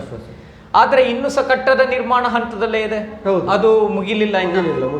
ಆದ್ರೆ ಅವರು ಕೊಟ್ಟ ಹಿಂದಿನ ಆಶ್ವಾಸನೆಗಳು ಏನಾಯ್ತು, ಭರವಸೆ ಏನಾಯ್ತು, ಮಣ್ಣು ಪಾಲಾಗಿತ್ತು. ಅದಕ್ಕೆ ಅವರು ಹೇಳೋದು, ನಾವು ಆಮೇಲೆ ಅಧಿಕಾರದಲ್ಲಿ ಇರಲಿಲ್ಲ, ಮತ್ತೆ ಚುನಾವಣೆಯಲ್ಲಿ ನಮ್ಮ ಸರ್ಕಾರ ಇರಲಿಲ್ಲ, ಬೇರೆ ಪಕ್ಷದವರು ಎಡರಂಗದವರು ಆಡಳಿತ ಮಾಡಿದ್ರು, ಅವರು ಮುಂದುವರಿಸಬೇಕು ಇತ್ತು ಎನ್ನುವಂಥ ಕಾರಣವನ್ನು ಕೊಡ್ತಾರೆ ಅವರು. ಇದು ಆರೋಪ ಪ್ರತ್ಯಾರೋಪಗಳು. ಹೌದು, ಇವರು ನಾವು ಮಾಡಿದ್ದೇವೆ, ಆದರೆ ಕ್ರೆಡಿಟ್ ಅವರು ತಗೊಂಡ್ರು ಅಥವಾ ಅವರು ಏನು ಮಾಡಿಲ್ಲ ಅನ್ನೋ ವಿಚಾರಗಳು. ಇದೊಂದು ರಾಜಕೀಯ ಆರೋಪ ಪ್ರತ್ಯಾರೋಪಗಳಲ್ಲಿ ಜನರನ್ನ ದಿಕ್ಕು ತಪ್ಪಿಸುವಂತ ಕೆಲಸವನ್ನ ಮಾಡ್ತವೆ ರಾಜಕೀಯ ಪಕ್ಷ. ಈಗ ಅಭಿವೃದ್ಧಿಗೆ ಸಂಬಂಧಿಸಿ ಅವರು ಮಾಡಿದ್ರೇನು ಇವರು ಮಾಡಿದ್ರೇನು ಅದು ಮುಂದುವರಿಕೊಂಡು ಹೋಗ್ಬೇಕಲ್ಲ. ನಿಜ. ಈಗ ಭಾರತದ ಬೇರೆ ಬೇರೆ ರಾಜ್ಯಗಳಲ್ಲಿ ಆ ರೀತಿ ಒಬ್ಬರು ಮಾಡಿದ್ದನ್ನು ನಾವು ಮಾಡುವುದೇ ಇಲ್ಲ. ನನ್ನ ಅಜ್ಜ ಮಾಡಿದ ನೀರಿನ ಕಟ್ಟ ತೋಟ ಇದೆ, ಅಡಿಕೆ ತೋಟ ಇದೆ, ನನಗದು ಬೇಡಲೇ ಬೇಡ ಅಂತೇಳಿ ಮೊಮ್ಮಗ ಅಥವಾ ಅವರ ಮಗ ಅಡಿಕೆ ಮರಗಳನ್ನು ಸಂಪೂರ್ಣವಾಗಿ ನಾಶ ಮಾಡಿ ಪುನಃ ಹೊಸತ್ತು ಕಟ್ಟಲಿಕ್ಕಿದೆಯಾ? ಆ ವ್ಯವಸ್ಥೆ ಇಲ್ಲಲ್ಲ ನಮ್ಮಲ್ಲಿ ವ್ಯವಸ್ಥೆ ಹಿರಿಯರಿಂದ ಬಂದಂಥ ಕೃಷಿ ಭೂಮಿಯನ್ನು ಹಾಗೆ ಮುಂದುವರಿಸ್ತಾ ಹೋಗುವಂಥದ್ದು. ಹಳತಾದಂಥ ಸಸ್ಯಗಳನ್ನು ತೆಗೆದು ಹೊಸ ಸಸ್ಯಗಳನ್ನು ಹಾಕ್ತಾರೆ. ಅಂದರೆ ಆ ರೀತಿ ಯಾಕೆ ನಮ್ಮ ಅಭಿವೃದ್ಧಿ ಚಟುವಟಿಕೆಯಲ್ಲಿ ಆಗುದಿಲ್ಲ ಅಂತ. ಅಭಿವೃದ್ಧಿ ಚಟುವಟಿಕೆ ಅನ್ನೋದು ಒಂದು ದೊಡ್ಡ ವಿಷಯ. ಯಾಕಂದ್ರೆ ರಾಜಕೀಯ ಮೇಲಾಟಗಳೇ ನಮ್ಮಲ್ಲಿ ಜಾಸ್ತಿ. ರಾಜಕೀಯ ಮೇಲಾಟಗಳು ಒಂದು ಕಡೆ ಆದ್ರೆ ಮತ್ತೆ ಸಮರ್ಥ ನಾಯಕರ ಮೇಲೆ ಸಹ ಅದು ಅವಲಂಬಿತ ಆಗಿರ್ತದೆ. ಯಾಕಂದ್ರೆ ನಾವು ಕಾಸರಗೋಡು, ಮಂಜೇಶ್ವರ ಅಥವಾ ಕಾಸರಗೋಡು ಇಡೀ ಜಿಲ್ಲೆಯನ್ನು ತಗೊಳ್ಳೋದಾದ್ರೂ ನಾನು ಹಾಗೆ ಹೇಳಿದಾಗೆ ಅಭಿವೃದ್ಧಿ ನಿಟ್ಟಿನಲ್ಲಿ ಬಹಳ ಬಹಳ ಬಹಳ ಹಿಂದೆ ಇದೆ. ನಾನು ಹಲವು ಬಾರಿ ಇದನ್ನು ಹೇಳಿದ್ದುಂಟು, ಮಾತಾಡಿದ್ದುಂಟು. ಯಾಕಂದರೆ ಇದಕ್ಕೂ ಸಹ ಹಲವು ಕಾರಣಗಳು. ಒಂದು, ನಾವು ಅಂದ್ಕೊಳ್ತೀವಿ ಇಲ್ಲಿಂದ ಪ್ರಭಾವಿ ರಾಜಕಾರಣಿಗಳು ಯಾರೂ ಬಂದಿಲ್ಲ ಅನ್ನೋದು. ಮತ್ತು ಮಂಗಳೂರು ಅಥವಾ ದಕ್ಷಿಣ ಕನ್ನಡವನ್ನು ತಗೊಂಡ್ರೆ ವೀರಪ್ಪ ಮೊಯ್ಲಿ ಕರ್ನಾಟಕದ ಮುಖ್ಯಮಂತ್ರಿ ಆಗಿದ್ದರು, ಕೇಂದ್ರದಲ್ಲಿ ಸಚಿವರಾಗಿದ್ದರು. ಆಸ್ಕರ್ ಫರ್ನಾಂಡಿಸ್ ಇದ್ದರು, ಪಕ್ಕದ ಜಿಲ್ಲೆಯವರು. ಹಾಗೆ ಅದರ ಹಿಂದೆ ಜನಾರ್ದನ ಪೂಜಾರಿಗಳಿಗೂ ಸಹ ವಿಶೇಷ ಅಲ್ಲಿ ಸ್ಥಾನ ಇತ್ತು, ಸಚಿವ ಸ್ಥಾನ ಇತ್ತು. ಈಗ ಭಾಜಪಾ ಸರ್ಕಾರದಲ್ಲಿ ಯೂನಿಯನ್ ಮಿನಿಸ್ಟರ್ ಆಗಿ ಸದಾನಂದ ಗೌಡ ಇದ್ದಾರೆ. ಹಲವು ಮಂದಿ ವಿವಿಧ ಪಕ್ಷಗಳಿಂದ ಹೋದವರು ಕೇಂದ್ರ ರಾಜ್ಯದಲ್ಲಿ ಉನ್ನತ ಸ್ಥಾನಗಳನ್ನು ಪಡೆದು ಸಚಿವ ಮಂತ್ರಿಗಳಾಗಿದ್ದಾರೆ. ಅಂದರೆ ಕಾಸರಗೋಡಿಂದ ಎಷ್ಟು ಮಂದಿಗಳು ಹೋಗಿ ಸಚಿವರಾಗಿದ್ದಾರೆ, ಎಷ್ಟು ಮಂದಿ ರಾಜ್ಯಸಭಾ ಸದಸ್ಯರಾಗಿದ್ದಾರೆ, ಎಷ್ಟು ಮಂದಿಗೆ ಮಂತ್ರಿ ಸ್ಥಾನ ಪದವಿ ಸಿಕ್ಕಿದೆ, ಮಂತ್ರಿ ಸ್ಥಾನ ಪದವಿಗಳು ಸಿಕ್ಕಿದೆ ಅನ್ನೋದು. ಪರೋಕ್ಷವಾಗಿ ನೋಡೋದಾದರೆ, ಪ್ರತ್ಯಕ್ಷ ಮತ್ತು ಪರೋಕ್ಷವಾಗಿ ಈ ಮಂತ್ರಿ ಸ್ಥಾನ ಕೇವಲ ಮಂತ್ರಿ ಸ್ಥಾನಕ್ಕಾಗಿ ಅಲ್ಲ, ಅದು ತನ್ನ ಊರನ್ನು, ತನ್ನ ನಾಡನ್ನು ಬದಲಾವಣೆ ಕಡೆಗೆ ಕೊಂಡೋಗ್ತದೆ ಅನ್ನೋದಕ್ಕೆ ಉದಾಹರಣೆ ಮಂಗಳೂರು ಅಥವಾ ದಕ್ಷಿಣ ಕನ್ನಡ. ಇದನ್ನು ನಾನು ಆಗಾಗ ಯೋಚನೆ ಮಾಡೋದುಂಟು. ಕೆಲವರು ಹೇಳೋದುಂಟು, ಮಂತ್ರಿಗಿರಿ ಸಿಕ್ಕಿದ್ರೆ ಏನಾಗ್ತದೆ, ಸುಮ್ಮನೆ ಅದೆಲ್ಲ ಸುಮ್ಮನೆ ಕಾಟಾಚಾರಕ್ಕೆ, ಹೆಸರಿಗೆ ಮಾತ್ರ ಅಲ್ಲ. ಅದರಿಂದ ಬದಲಾವಣೆಯನ್ನು ನಾವು ನಿರೀಕ್ಷೆ ಮಾಡ್ಬೋದು, ಬದಲಾವಣೆಗಳು ಆಗ್ತವೆ. ಆದರೆ ನಾಯಕತ್ವ, ಮಂತ್ರಿಗಿರಿಯನ್ನು ವಹಿಸುವ ನಾಯಕರು ಸಹ ಅಷ್ಟೇ ಸಮರ್ಥರಿರಬೇಕು. ಉತ್ತಮ ಜನ ಬೆಂಬಲವನ್ನು ತಗೊಂಡವರು, ಪಡೆದವರಾಗಿರಬೇಕು. ಅಂಥವರಿಗೆ ಇಂತಹ ಬದಲಾವಣೆಗಳು ತರಕ್ಕೆ 100% ಸಾಧ್ಯ ಇದೆ. ಈಗ ಕಾಸರಗೋಡಿಗೆ ಸಂಬಂಧಿಸಿ ಅಥವಾ ಮಂಜೇಶ್ವರ, ಕಾಸರಗೋಡು ಒಟ್ಟಿಗೆ ಹೇಳುವಾಗ ಕಾಸರಗೋಡು ಅಂತೇಳಿ, ಮಂಜೇಶ್ವರ ಮತ್ತು ಕಾಸರಗೋಡು ಸಂಬಂಧಿಸಿ ವಿಶಾಲವಾದಂಥ ಕರಾವಳಿ ಪ್ರದೇಶ ಇದೆ. ಮಂಜೇಶ್ವರ ಉದ್ಯಾವರದಿಂದ ತೊಡಗಿ ಇಲ್ಲಿ ತ್ರಿಕ್ಕರಿಪುರವರೆಗೆ ನಮಗೆ ವಿಶಾಲವಾದಂಥ ಕಡಲು ನಮಗೆ ಇದೆ, ಕರಾವಳಿ ಪ್ರದೇಶ. ಅನೇಕ ಕುಟುಂಬಗಳು ಈ ಸಮುದ್ರದ ಬದಿಯಲ್ಲಿ ವಾಸಿಸ್ತಾ ಇದ್ದಾವೆ. ಅಸಂಖ್ಯ ಕುಟುಂಬಗಳು. ಅದು ಬಹುಶಃ ಲೆಕ್ಕ ಹಾಕಿದರೆ ಬಹುಶಃ ಒಂದು ಲಕ್ಷ ಜನ ಇರ್ಬೋದು ಬಹುಶಃ, ಉದ್ಯಾವರದಿಂದ ತ್ರಿಕ್ಕರಿಪುರವರೆಗೆ. ಇಲ್ಲಿ ಸಮಸ್ಯೆ ಏನು ಅಂತ ಹೇಳಿದರೆ, ಅವರಲ್ಲಿ ಈಗ ದೊಡ್ಡ ಮಟ್ಟಿನಲ್ಲಿ ಕಂಡುಬರುವಂಥ ಒಂದು ದೊಡ್ಡ ಸಮಸ್ಯೆ ಏನು ಅಂತ ಹೇಳಿದರೆ, ಅವರ ಹೊಸ ಜನಾಂಗ, ಯುವ ಜನಾಂಗ ಅನ್ನುವಂಥದ್ದು, ಅವರ ಹೊಸತಾದಂಥ ಯುವ ಜನಾಂಗ. ಸಾಮಾನ್ಯವಾಗಿ ಈ ಮೀನು ಹಿಡಿಯೋರು ಅಂತ ಹೇಳ್ತೇವಲ್ಲ, ಅವರು ಬಹಳ ಸ್ಟ್ರಾಂಗ್ ಮನಸ್ಥಿತಿಯವರು, ಬಹಳ ಕಠಿಣವಾದಂಥ ಹೃದಯ ಇರುವವರು. ಅಂದರೆ ಕಠಿಣ ಹೃದಯದವರು ಅಂದರೆ ಜಗಳ ಕಾಯುವವರು, ಕೊಲ್ಲುವವರು ಅಂತ ಹೇಳಿದ್ದಲ್ಲ ನಾನು. ಭಯಂಕರ ಏನು ಹೇಳ್ತೇವೆ ನಾವು, ಎಲ್ಲವನ್ನು ಒಂದು ಧೈರ್ಯಶಾಲಿಗಳು, ಎಲ್ಲವನ್ನು ಒಂದು ಭಾಳ ಪ್ರಾಕ್ಟಿಕಲ್ ಆಗಿ ನೋಡುವವರು. ಈಗ ಹೊಸ ಸಮಸ್ಯೆ ಏನು ಅಂತ ಹೇಳಿದರೆ, ಅವರ ಯುವ ಜನಾಂಗ ಎನ್ನುವಂಥದ್ದು ಅತ್ಲಾಗಿ ಕಾಲೇಜು ಅಥವಾ ಆಧುನಿಕ ವಿದ್ಯಾಭ್ಯಾಸವನ್ನು ಪಡೆಯುವುದೂ ಅಲ್ಲ, ಅವರ ಮೂಲ ವೃತ್ತಿಯಲ್ಲಿ ಮುಂದುವರಿಯುವುದೂ ಅಲ್ಲ ಅನ್ನುವಂಥ ಒಂದು ಜಂಜಾಟದಲ್ಲಿ ಕಳೆದ 10 ವರ್ಷದಲ್ಲಿ ಸಾಗಿ ಬರ್ತಾ ಇದೆ. ಆ ರೀತಿಯ ಒಂದು ಸವಾಲಿನಲ್ಲಿ ಸಾಗಿ ಬರ್ತಾ ಇದೆ.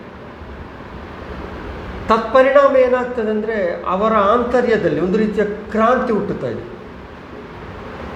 ಇದರಿಂದಾಗಿ ಕೆಲವು ಕಲಹಗಳು, ಕೆಲವು ಸಮಸ್ಯೆಗಳು ಕಡಲ ತಡಿಯಲ್ಲಿ ನಿತ್ಯ ನಡೀತಾ ಇದೆ ಈಗಾಗಲೇ. ಉದಾಹರಣೆಗೆ, ಯಾವುದೋ ಒಂದು ಅವರ ಅಗತ್ಯಕ್ಕೋಸ್ಕರ ಸಮಾಜಘಾತುಕ ವಿಚಾರಗಳಿಗೆ ಮನ ಮಾಡುವಂಥದ್ದು, ನಾವು ಅವರಿಗೆ ಹೆಚ್ಚು ಅವಕಾಶ ಇದೆ. ಸ್ಮಗ್ಲಿಂಗ್ ಅಂತ ಹೇಳ್ತೇವಲ್ಲ, ಆ ರೀತಿಯ ಚಟುವಟಿಕೆಗಳಲ್ಲಿ ನಿರತ ಆಗಿರುವ ಅವರಿಗೆ ಅನಿವಾರ್ಯ ಅಂತೇಳಿ ಅನಿಸ್ತದೆ. ಯಾಕಂದರೆ ಅತ್ಲಾಗಿ ಆಧುನಿಕ ಶಿಕ್ಷಣವೂ ಇಲ್ಲ, ಇತ್ಲಾಗಿ ವೃತ್ತಿಯಲ್ಲಿಯೂ ಕೂಡ ಮುಂದುವರಿಲಿಕ್ಕೆ ಆಸಕ್ತಿ ಇಲ್ಲದ ಯುವಜನಾಂಗ ಎನ್ನುವಂಥದ್ದು ಅನಿವಾರ್ಯವಾಗಿ, ಅಂದರೆ ಅವರ ಸ್ಥಾನದಲ್ಲಿ ನಿಂತು ನೋಡಿದರೆ ಅನಿವಾರ್ಯವಾಗಿ ಅಂಥ ಒಂದು ಕೈಂಕರ್ಯಕ್ಕೆ ಸಮಾಜಘಾತುಕ ಚಟುವಟಿಕೆಗಳಿಗೆ ಎಳಸುವಂಥ ಒಂದು ವಿದ್ಯಮಾನ ಇತ್ತೀಚೆಗೆ ಕಂಡು ಬರ್ತಾ ಇದೆ. ಅದೇ ರೀತಿ ಇನ್ನೊಂದು ಸಮಸ್ಯೆ ಏನಂದರೆ ಕೊರೋನಾದಿಂದಾಗಿ ಇಲ್ಲಿಯ ನೂರಾರು ಜನರು ಗಲ್ಫ್ ರಾಷ್ಟ್ರದಲ್ಲಿ ಉದ್ಯೋಗದಲ್ಲಿದ್ದವರು ಮತ್ತೆ ನಮ್ಮ ಊರಿಗೆ ಬಂದಿದ್ದಾರೆ. ಅವರಿಗೆ ಪುನಃ ಗಲ್ಫಿಗೆ ಹೋಗಿ ಅಥವಾ ವಿದೇಶದ ವಿವಿಧ ರಾಷ್ಟ್ರಗಳಿಗೆ ಹೋಗಿ ವೃತ್ತಿ ನಿರ್ವಹಿಸಲಿಕ್ಕೆ ಕಷ್ಟ ಆದಂಥ ಒಂದು ಪರಿಸ್ಥಿತಿ ಇದೆ. ಆಗ ಅವರಿಗೆ ಕೂಡ ಇಲ್ಲೀಗ ಏನು ಮಾಡುವುದು ಅಂತ ಗೊತ್ತಿಲ್ಲದೆ, ಸರಿಯಾದ ವೃತ್ತಿ ಮತ್ತು ಆದಾಯಗಳಿಲ್ಲದೆ ತುಂಬ ಕಷ್ಟದಲ್ಲಿದ್ದಾರೆ. ಎರಡು ವಿಚಾರಗಳನ್ನು ನೀವು ಗಮನಿಸಬೇಕು. ಒಂದು, ನಾನು ಈಗಾಗಲೇ ಹೇಳಿದಾಗೆ ಕಡಲ ತಡಿಯ ಆ ಯುವಜನಾಂಗ, ಗೊಂದಲದಲ್ಲಿರುವಂಥ ಯುವಜನಾಂಗ, ಮತ್ತು ವಿದೇಶದಿಂದ ಇಲ್ಲಿ ಬಂದು ಈಗ ಮತ್ತೆ ಬದುಕನ್ನು ಕಂಡುಕೊಳ್ಳಿಕ್ಕೆ ಕಷ್ಟಪಡುತ್ತಿರುವಂಥ ಜನರು. ಈ ಮಂದಿಯನ್ನು ನಾವು ಇಟ್ಟುಕೊಂಡು ಕಾಸರಗೋಡಿನ ಅಭಿವೃದ್ಧಿಯನ್ನು ಯೋಚಿಸಬಹುದು. ವಿಷಯ ಏನಂದರೆ, ಪ್ರತಿ ಕಾಲಘಟ್ಟದಲ್ಲಿ ಸಹ ಸಮಾಜ ಸಮುದಾಯಗಳಿಗೆ ಸಂಕಷ್ಟಗಳು ಎದುರಾಗ್ತದೆ. ಅದು ಇವತ್ತು ನೀವು ಹೇಳಿದ ಮೀನುಗಾರರ ಯುವ ಮೀನುಗಾರರ ಸಂಕಷ್ಟಗಳಿರ್ಬೋದು, ನಾಳೆ ದಿವಸ ಅಥವಾ ಈ ಹಿಂದೆ ಆಗಿರುವಂತಹ ಕೃಷಿ ಬದುಕಿನ ಸಮಸ್ಯೆಗಳಿರ್ಬೋದು. ಕೃಷಿಯಲ್ಲಿ ಸಹ ಯುವ ಸಮುದಾಯ ಯಾರೂ ಉಳ್ಕೊಂಡಿಲ್ಲ. ಕೃಷಿ ಕಾರ್ಮಿಕರ ಮಕ್ಕಳು ಸಹ ಕೃಷಿಯಲ್ಲಿ ಇವತ್ತಿಲ್ಲ. ಒಂದು ಅಡಿಕೆ ಬೆಳೆಯುವವ ಇವತ್ತು ಅಡಿಕೆ ಕೊಯ್ಸಲಿಕ್ಕೆ ಯುವ ಮಂದಿಯನ್ನು ಹುಡುಕ್ಬೇಕು, ಎಲ್ಲಿ ಯಾರಿದ್ದಾರೆ ಅಂತ. ಸೊ ಇಂಥ ಪರಿಸ್ಥಿತಿಯಲ್ಲಿ ನಾವಿದ್ದೇವೆ. ಇದಕ್ಕೆ ರಾಜಕೀಯ ನೆಲೆಗಟ್ಟಲ್ಲಿ ಹೇಗೆ ಉತ್ತರ ಕಂಡುಕೊಳ್ಬೋದು? ನಾನು ರಾಜಕೀಯ ನೆಲೆಗಟ್ಟು ಅಂತಲ್ಲ, ಅಭಿವೃದ್ಧಿಯ ದೃಷ್ಟಿಯಲ್ಲಿ. ರಾಜಕೀಯ ಅನ್ನೋದು ಬೇರೆ, ರಾಜಕೀಯ ಅನ್ನೋದು ವ್ಯವಸ್ಥೆ ಅಷ್ಟೇ. ಈ ಅಭಿವೃದ್ಧಿಯ ದೃಷ್ಟಿಯಲ್ಲಿ ಇಲ್ಲಿ ಏನು ಅವರಿಗೆ ಒದಗಿಸಿಕೊಡ್ಬೋದು ನಮಗೆ, ಅದರ ಬಗ್ಗೆ ಒಂದು ರೀತಿಯ ಭಾವನೆಗಳು ಸಮಾಜದಲ್ಲಿ ಹೇಳ್ಬೇಕು. ನಾನು ಆಗ ಹೇಳಿದೆಲ್ಲ ಭಾವನಾತ್ಮಕತೆ ಅಂತೇಳಿ, ಆ ಭಾವನಾತ್ಮಕತೆ ಇಲ್ಲಿಂದ ಬರಬೇಕು ಅಂತೇಳಿ. ಯಾವುದು ಅಂತ ಹೇಳಿದರೆ, ನಾವು ಬದುಕುವ, ಜೀವನ ರೂಪಿಸುವ, ಅಭಿವೃದ್ಧಿಯತ್ತ ಮುಖ ಮಾಡುವ ಆ ಭಾವನಾತ್ಮಕತೆ ನಮ್ಮಲ್ಲಿ ಬರುತ್ತೆ. ನಾನು ರಾಜಕೀಯ ಯಾಕೆ ತಂದೆ ಅಂದರೆ, ಇವಾಗ ನಾವು ಎಸ್ಪೆಷಲಿ ಎಲೆಕ್ಷನ್ ಬಗ್ಗೆ ಮಾತಾಡ್ತಿದ್ದೀವಿ, ಸಹಜವಾಗಿ ರಾಜಕೀಯ ಅನ್ನೋ ತಗೊಂಡು ಬಂದೆ. ಯಾಕಂದರೆ ಸಮರ್ಥ ನಾಯಕ ಅನ್ನೋನಿದ್ರೆ ಇಂಥ ಸಮಸ್ಯೆಯಾಗಿ ನಮಗೆ ಕಾಣೋದಿಲ್ಲ ಅಂತ. ಈಗ ನೀವು ಹೇಳಿದ್ರಿ ಮೀನುಗಾರರ ಯುವ ಸಮುದಾಯದಲ್ಲಿ ಸಮಸ್ಯೆಗಳು, ಮತ್ತು ವಿದೇಶದಿಂದ ಬಂದಂತಹ ಅನಿವಾಸಿಗಳ ಅವರು ಸಹ ಒಂದು ಸಮಸ್ಯೆಯನ್ನು ಅಂದರೆ ಎದುರಿಸ್ತಾ ಇದ್ದಾರೆ. ಇದನ್ನು ಹೇಗೆ ನಾವು ಅವರಿಗೆ ತಕ್ಕುದಾದಂತಹ ಜೀವನ ಉಪಾಯವನ್ನು ಕಲ್ಪಿಸೋದು? ಅಂದರೆ ಇಲ್ಲಿ ವ್ಯವಸ್ಥೆ ಇಲ್ಲ ಅಂತೇಳಿ. ಅದೇ ಈಗ ಉದಾಹರಣೆಗೆ ಇನ್ನೂ ಹೆಚ್ಚು ಏನು ಅದರ ಬಗ್ಗೆ ನಿಖರಗೊಳಿಸಬೇಕಿದ್ರೆ, ಸಾಕಷ್ಟು ಪ್ರವಾಸೋದ್ಯಮದ ವ್ಯವಸ್ಥೆಗಳು ನಮ್ಮ ಕಾಸರಗೋಡಲ್ಲಿದೆ ಮಾಡಲಿಕ್ಕೆ. ಹಲವಾರು ದೇವಾಲಯಗಳು, ಬೇರೆ ಹಿಂದೂ, ಮುಸ್ಲಿಂ, ಕ್ರಿಶ್ಚಿಯನ್ ದೇವಾಲಯಗಳು, ಪೌರಾಣಿಕ ಪ್ರದೇಶಗಳು, ಎತ್ತರವಾದ ಗುಡ್ಡ ಪ್ರದೇಶಗಳೇನು ಪೊಸಡಿ ಗುಂಪೆ ಅಂತ ಪ್ರಕೃತಿ ರಮಣೀಯ ತಾಣಗಳು, ಈ ರೀತಿಯ ಹಲವಾರು ವಿಚಾರಗಳು, ಸಂಗತಿಗಳು ಕಾಸರಗೋಡಲ್ಲಿ ಅಥವಾ ಮಂಜೇಶ್ವರದಲ್ಲಿದೆ. ಆದರೆ ಇದನ್ನು ಅಭಿವೃದ್ಧಿಗೆ ನಮಸ್ಕಾರ ನಾವು ಯಾವತ್ತೂ ಬಳಸಲಿಲ್ಲ. ಅದೇ ನಾನು ಹೇಳಬೇಕು ಅಂತಿದ್ದೆ. ಇದುವೇ ಯಡರಂಗ ಸರ್ಕಾರ ಬಂದ 2 ವರ್ಷಗಳಲ್ಲಿ ಅವಾಗ ಅನಿವಾಸಿ ಕೇರಳಿಗರಿಗೆ ಕೇರಳದಲ್ಲಿ ಒಂದು ವಿಶೇಷ ಅವಕಾಶ, ಉದ್ಯಮ ಅವಕಾಶವನ್ನು ಸೃಷ್ಟಿ ಮಾಡೋದ್ರ ಬಗ್ಗೆ ಆ ಸರ್ಕಾರ ಯೋಜನೆಯನ್ನು ತರಲಿಕ್ಕೆ ಇನ್ನೇನೋ ಉತ್ಸುಕ ಆಗಿತ್ತು, ತಗೊಂಡು ಬಂತು ಅಂತ ತಿಳ್ಕೊಳ್ಳುವ. ಆದರೆ ಎಷ್ಟು ಜನ ಅನಿವಾಸಿ ಕೇರಳಿಗರು ಅದರಲ್ಲಿ ತೊಡಗಿದ್ರು ಅಥವಾ ಉದ್ಯಮದಲ್ಲಿ ತೊಡಗಿಸಿಕೊಂಡ್ರು ಅನ್ನೋದು ಒಂದು ಪ್ರಶ್ನೆ. ಅಂದರೆ ಅವಕಾಶಗಳನ್ನು ನಾವು ಕಲ್ಪಿಸ್ತೇವೆ, ನೀವು ಬನ್ನಿ ಇಲ್ಲಿ ಇನ್ವೆಸ್ಟ್ ಮಾಡಿ ಅಂತ ಹೇಳ್ತೇವೆ. ಆದರೆ ಅದರ ಫ್ಯೂಚರಿಸ್ಟಿಕ್ ಆಗಿ ನೋಡುವಾಗ ಅದರಿಂದ ಅವರಿಗೆ ಏನು ಸಿಗ್ತದೆ, ಸುವರ್ಣ ಅವಕಾಶಗಳು ಅಂತ ಹೇಳಿದ್ರೆ, ಅಂದರೆ ಸರ್ಕಾರದ ಹೆಚ್ಚಿನ ಯೋಜನೆಗಳಲ್ಲಿ ಹೇಗಿರ್ತದೆ ಅಂತ ಹೇಳಿದರೆ, ಅದು ಪ್ರಾಕ್ಟಿಕಲ್ ಆಗಿ ಅದನ್ನು ಪ್ರಾಯೋಗಿಕವಾಗಿ ಜಾರಿಗೆ ತರುವಾಗ ಆರಂಭದಲ್ಲಿ ಇದ್ದಂತಹ ಒಂದು ಏನು ದೃಢತೆಗಳು ಅದರಲ್ಲಿ ಇರುವುದಿಲ್ಲ.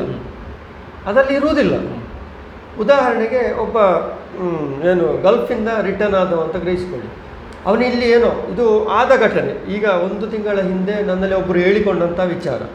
ಅವರು ಇಲ್ಲಿ ಬಂದರು, ನೀವು ಹೇಳಿದಂಥ ಆ ಯೋಜನೆ ಸರ್ಕಾರದ ಅನಿವಾಸಿ ಏನು ಪ್ರಾಜೆಕ್ಟ್ ಇದೆಯಲ್ಲ ಅದರ ಮೂಲಕ ಇಲ್ಲಿ ಒಂದಷ್ಟು ಕೃಷಿ ಭೂಮಿಯನ್ನು ಪಡ್ಕೊಂಡು ಅಲ್ಲಿ ಭತ್ತದ ವ್ಯವಸಾಯ ಮತ್ತು ತರಕಾರಿ ಕೃಷಿಯನ್ನು ಮಾಡಬೇಕು ಅಂತೇಳಿ ಅವರು ಯೋಜನೆ ರೂಪಿಸಿ ಅದಕ್ಕೆ ಬೇಕಾದಂಥ ಕಚೇರಿಗೆ ಅಲೆದಾಡಿದರು.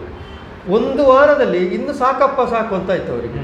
ಯಾಕಂದರೆ ಡಾಕ್ಯುಮೆಂಟುಗಳು ಇಲ್ಲದ ಏನು ನಮಗೆ ಯಾವತ್ತೂ ಏನು ಕೊಡಲಿಕ್ಕೆ ಸಾಧ್ಯ ಆಗದಂಥ ಡಾಕ್ಯುಮೆಂಟುಗಳು ಮತ್ತು ಏನು ಅದಕ್ಕೆ ಬೇಕಾದಂಥ ಮೂಲಧನಗಳನ್ನು ರೂಪಿಸಲಿಕ್ಕೆ ಬ್ಯಾಂಕುಗಳು ನಮ್ಮನ್ನು ನಮ್ಮನ್ನು ಅಲೆದಾಡಿಸುವುದು ಅಂತ ಹೇಳ್ತಾರೆ ಸಾಮಾನ್ಯ ಭಾಷೆಯಲ್ಲಿ. ಆ ರೀತಿಯ ವ್ಯವಸ್ಥೆಗಳು ಅವರನ್ನು ಬೇಸತ್ತು ಬಿಡ್ತು 1 ವಾರದಲ್ಲಿ. ನನಗಿದು ಬೇಡ ಅಂತ ಹೇಳಿದ್ರು. ಕರೆಕ್ಟ್. ಅದೇ ಈ ಯೋಜನೆ ಬರಬೇಕಾದ್ರೂ ಸಹ ಇಂಥ ಮಾತುಗಳೇ ಬಂದಿತ್ತು. ಏನಕ್ಕಂದರೆ ಅನಿವಾಸಿಗಳಿಗೆ ಒಂದು ಉದ್ಯಮಾವಕಾಶಗಳನ್ನು ಕಲ್ಪಿಸೋದು ಹೇಗೆ ಅನ್ನೋದ್ರ ಬಗ್ಗೆ. ಕಲ್ಪಿಸೋದು ಹೇಗೆಂದರೆ ಈ ವ್ಯಾವಹಾರಿಕ ಕೆಲವು ವಿಷಯಗಳು, ಉದ್ಯಮವನ್ನು ಆರಂಭಿಸಬೇಕಾದ್ರೆ ಲೆಕ್ಕ ಪರಿಶೋಧನೆ ಅಥವಾ ಪತ್ರಿಕೆಗಳು, ಅದಕ್ಕೆ ಪರ್ಮಿಟ್ ಅಂತ ಹೇಳ್ತೀವಿ, ಅಂತಹ ವಿಷಯಗಳು, ಕಾಗದ ಪೂರಕವಾದಂಥ ವಿಷಯಗಳಲ್ಲಿ ಅವರಿಗೆ ಅಷ್ಟು ಒತ್ತಡವನ್ನು ಹೇರಬಾರ್ದು. ಅವರು ಸುಲಭವಾಗಿ ಒಂದು ಉದ್ಯಮವನ್ನು ಆರಂಭಿಸುವ ಹಾಗೆ ಆಗಬೇಕು ಅನ್ನೋದು ವಿಷಯ ಸಹ ಅಲ್ಲಿ ಬಂದಿತ್ತು. ಆದರೆ ಎಷ್ಟರ ಮಟ್ಟಿಗೆ ಅದು ಯಶಸ್ವಿ ಆಗಿದೆ ಅಂತ ಕೇಳಿದರೆ ಸ್ವಲ್ಪ ಉತ್ತರಿಸಲಿಕ್ಕೆ ಸ್ವಲ್ಪ ಕಷ್ಟ ಆಗ್ತದೆ. ಇನ್ನೊಂದು ವಿಷಯ ನೀವು ಏನು ಹೇಳಿದ್ದೀರಿ ಅಂದರೆ ಪ್ರವಾಸೋದ್ಯಮದಲ್ಲಿ ಅದು ಉದಾಹರಣೆ ಅದು ಸಹ ಉತ್ತಮ ಉದಾಹರಣೆ ಅದು. ಯಾಕಂದರೆ ನೀವು ಹೇಳಿದಾಗೆ ಹಲವು ವಿಚಾರಗಳು ಪ್ರವಾಸೋದ್ಯಮವನ್ನು ತಗೊಂಡ್ರೆ ಹಲವು ಕ್ಷೇತ್ರಗಳಲ್ಲಿ ಇವಾಗ ಹಿನ್ನೀರು ಪ್ರವಾಸೋದ್ಯಮ ಇರ್ಬೋದು, ಅಥವಾ ಟ್ರೆಕ್ಕಿಂಗ್ ವ್ಯವಸ್ಥೆಗಳಿರ್ಬೋದು, ಮತ್ತು ಏನಂತಾರೆ ಸ್ಕೈ ಡೈವಿಂಗ್ ಇರ್ಬೋದು, ಅಂತಹ ಹಲವು ಆಯಾಮಗಳಲ್ಲಿ ಇಕೋ ಟೂರಿಸಮ್ ಇರ್ಬೋದು, ಮತ್ತು ಹೀಗಿಂತ ಹಲವು ಆಯಾಮಗಳಲ್ಲಿ ಉದ್ಯಮ ಅವಕಾಶಗಳು ಇದೆ. ಮಹಿಳೆಯರಿಗಾಗಿ ಎಸ್ಪೆಷಲಿ ಏನಂತಾರೆ ಈ ಸ್ಪಾ ಮತ್ತು ರೆಸಾರ್ಟ್ ಮತ್ತು ಆ ಥರ ಕ್ಷೇತ್ರಗಳಲ್ಲಿ ಹೂಡಿಕೆ ಮಾಡುವಂತಹ ಅವಕಾಶಗಳನ್ನು ಸಹ ಕಲ್ಪಿಸಿದೆ. ಎಸ್ಪೆಷಲಿ ಕುಂಬ್ಳೆಯನ್ನು ತಗೊಂಡ್ರೆ ಇಲ್ಲಿ ಕುಂಬಳಾಂಗಿ ಯೋಜನೆ ಅಂತ ಒಂದು 15 ವರ್ಷಗಳ ಹಿಂದೆ ಘೋಷಣೆ ಆಗಿತ್ತು. ಆದರೆ ಘೋಷಣೆ ಆದದ್ದು ಕೇವಲ ಕಾಗದಕ್ಕೆ ಸೀಮಿತ ಆಗಿದೆ, ಅದು ಅನುಷ್ಠಾನಕ್ಕೆ ಬರಲಿಲ್ಲ. ಎಸ್ಪೆಷಲಿ ಸಿರಿಯಾ ಅನ್ನೋ ಪ್ರದೇಶ ಸಹ ಹಿನ್ನೀರಿನ ಪ್ರದೇಶ, ಬಹಳ ಸುಂದರ ಆಗಿದೆ. ಆದರೆ ಇಲ್ಲಿ ಸಹ ಅಂಥ ಯೋಜನೆಗಳನ್ನು, ಬೋಟ್ ರೈಡಿಂಗ್ ಅಥವಾ ಬೋಟ್ ಹೌಸ್ ಯೋಜನೆಗಳನ್ನು ಇಲ್ಲಿ ಸಹ ಆರಂಭ ಮಾಡ್ಬೋದು. ಅದಕ್ಕೆ ಸರ್ಕಾರವೇ ಇನ್ವೆಸ್ಟ್ ಮಾಡಿ ಅಂಥ ಯೋಜನೆಗಳನ್ನು ಅನುಷ್ಠಾನ ಮಾಡೋದು ಕಷ್ಟ ಆಗ್ತದೆ. ಆಗ ಪಬ್ಲಿಕ್ ಪ್ರೈವೇಟ್ ಪಾರ್ಟ್ನರ್ಶಿಪ್ ಈಗ ಫೇಮಸ್ ಆಗಿರುವಂತಹ ಒಂದು ಇನ್ವೆಸ್ಟ್ಮೆಂಟ್ ಮಾಡೆಲ್ ದೇಶದಲ್ಲಿ. ಅಂಥದನ್ನು ಸೆಳೆಯೋದಕ್ಕೆ, ಅಂತಹ ಯೋಜನೆಗಳ ಮೂಲಕ ಅಭಿವೃದ್ಧಿ ಪರ ಚಿಂತನೆಯನ್ನು ತಗೊಂಡು ಬರೋಕ್ಕೆ ಇದು ಯಾವ ಕ್ಷೇತ್ರದಲ್ಲಿ ಸಾಗಿರ್ಬೋದು, ನಮ್ಮ ನಾಯಕರು ಯೋಚನೆ ಆಗಿರ್ತದೆ. ಅಂತಹ ಯೋಚನೆಗಳು ನಮ್ಮ ನಾಯಕರಿಗೆ ಬರೋದಿಲ್ಲ. ಪಬ್ಲಿಕ್ ಆ್ಯಂಡ್ ಪ್ರೈವೇಟ್ ಅಂದ ತಕ್ಷಣ ಇದು ಬ್ಯಾಡ್ವೇನೋ ಅಂತ ಮನಸ್ಥಿತಿ ಕೇರಳದಲ್ಲಿ ಜಾಸ್ತಿ ಆಗಿದೆ.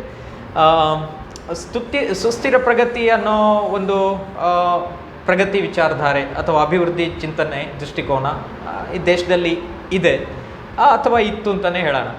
ಆದರೆ ಇದು ನಿಧಾನವಾಗಿ ಬದಲಾಗಬೇಕು, ಅಥವಾ ನಾವು ಒಂದು ವೇಗವನ್ನು ಪಡ್ಕೊಳ್ಬೇಕು ಅಥವಾ ಆರ್ಥಿಕ ಪ್ರಗತಿಯಲ್ಲಿ, ಅದು ನಮ್ಮ ಚಿಂತನಗತಿ. ನಾವು ಇವತ್ತು ಒಂದು 15,000ಕ್ಕೆ ದುಡಿದ್ರೆ 1-2 ವರ್ಷ ಬಿಟ್ಟ ಮೇಲೆ 30,000ದ ಸಂಬಳ ಎಲ್ರಿಗೂ ಸಿಗುವಂತಾಗಬೇಕು. ಅದು ಒಂದು ಅಭಿವೃದ್ಧಿ ದೃಷ್ಟಿಕೋನ ಈ ದೇಶದಲ್ಲಿ ಬರಬೇಕು, ಈ ರಾಜ್ಯದಲ್ಲಿ ಬರಬೇಕು, ಈ ನಾಡಲ್ಲಿ ಬರಬೇಕು.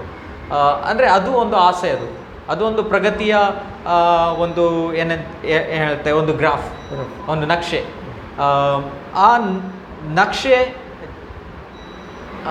ಯಶಸ್ಸಿನ ಒಂದು ಪರಿಕಲ್ಪನೆಯಲ್ಲಿ ಬರುವಂಥದ್ದು.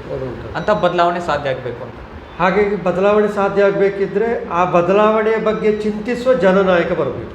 ಎಸ್, ಅಂದರೆ ಅದರ ಬಗ್ಗೆ ಚಿಂತಿಸುವ. ಎಸ್. ಹಾಗಿರುವಾಗ ಇಲ್ಲಿಯ ಬಗ್ಗೆ ಚಿಂತಿಸಲಿಕ್ಕೆ ಇಲ್ಲಿಯ ವ್ಯಕ್ತಿಯೇ ಆಗಬೇಕು. ಎಸ್, ಅದು ಒಂದು ಥರದಲ್ಲಿ ಹೌದು ಅಲ್ವಾ? ಹೌದು. ಆದರೆ ಬೇರೊಂದು ಪರಿಕಲ್ಪನೆ ಎನ್ನುವಂಥದ್ದು, ಆಧುನಿಕ ಪರಿಕಲ್ಪನೆ ಎನ್ನುವಂಥದ್ದು ಏನು ಅಂತ ಹೇಳಿದರೆ, ವ್ಯಕ್ತಿಯಲ್ಲಿಯವನೇ ಆಗಿರ್ಬೋದು, ಆಯಾ ಕ್ಷೇತ್ರದ ಅಭಿವೃದ್ಧಿಯನ್ನು ಅವ ಮಾಡಬೇಕು. ಅವನ ವ್ಯಾಪ್ತಿ ಅವನ ಜವಾಬ್ದಾರಿಯಲ್ಲಿ ಕೊಟ್ಟಿರ್ತಾರೆ, ಅಲ್ಲಿ ಅದನ್ನು ಅವ ಮಾಡಬೇಕು ಎನ್ನುವಂಥದ್ದು ಆಧುನಿಕ ಪರಿಕಲ್ಪನೆ. ಆದರೆ ನಮ್ಮ ಪಾರಂಪರಿಕ ಪರಿಕಲ್ಪನೆ ಏನು ಅಂತ ಹೇಳಿದರೆ, ಇಲ್ಲಿಯವನಿಗೆ ಮಾತ್ರ ಇಲ್ಲಿಯದ್ದನ್ನು ಆಲೋಚನೆ ಮಾಡಲಿಕ್ಕೆ ಸಾಧ್ಯ ಅಂತೇಳಿ, ಇಲ್ಲಿಯವನಿಗೆ ಮಾತ್ರ ಇಲ್ಲಿಯದ್ದನ್ನು ಯೋಚನೆ ಮಾಡಲಿಕ್ಕೆ ಸಾಧ್ಯ. ಹೌದು. ಉದಾಹರಣೆಗೆ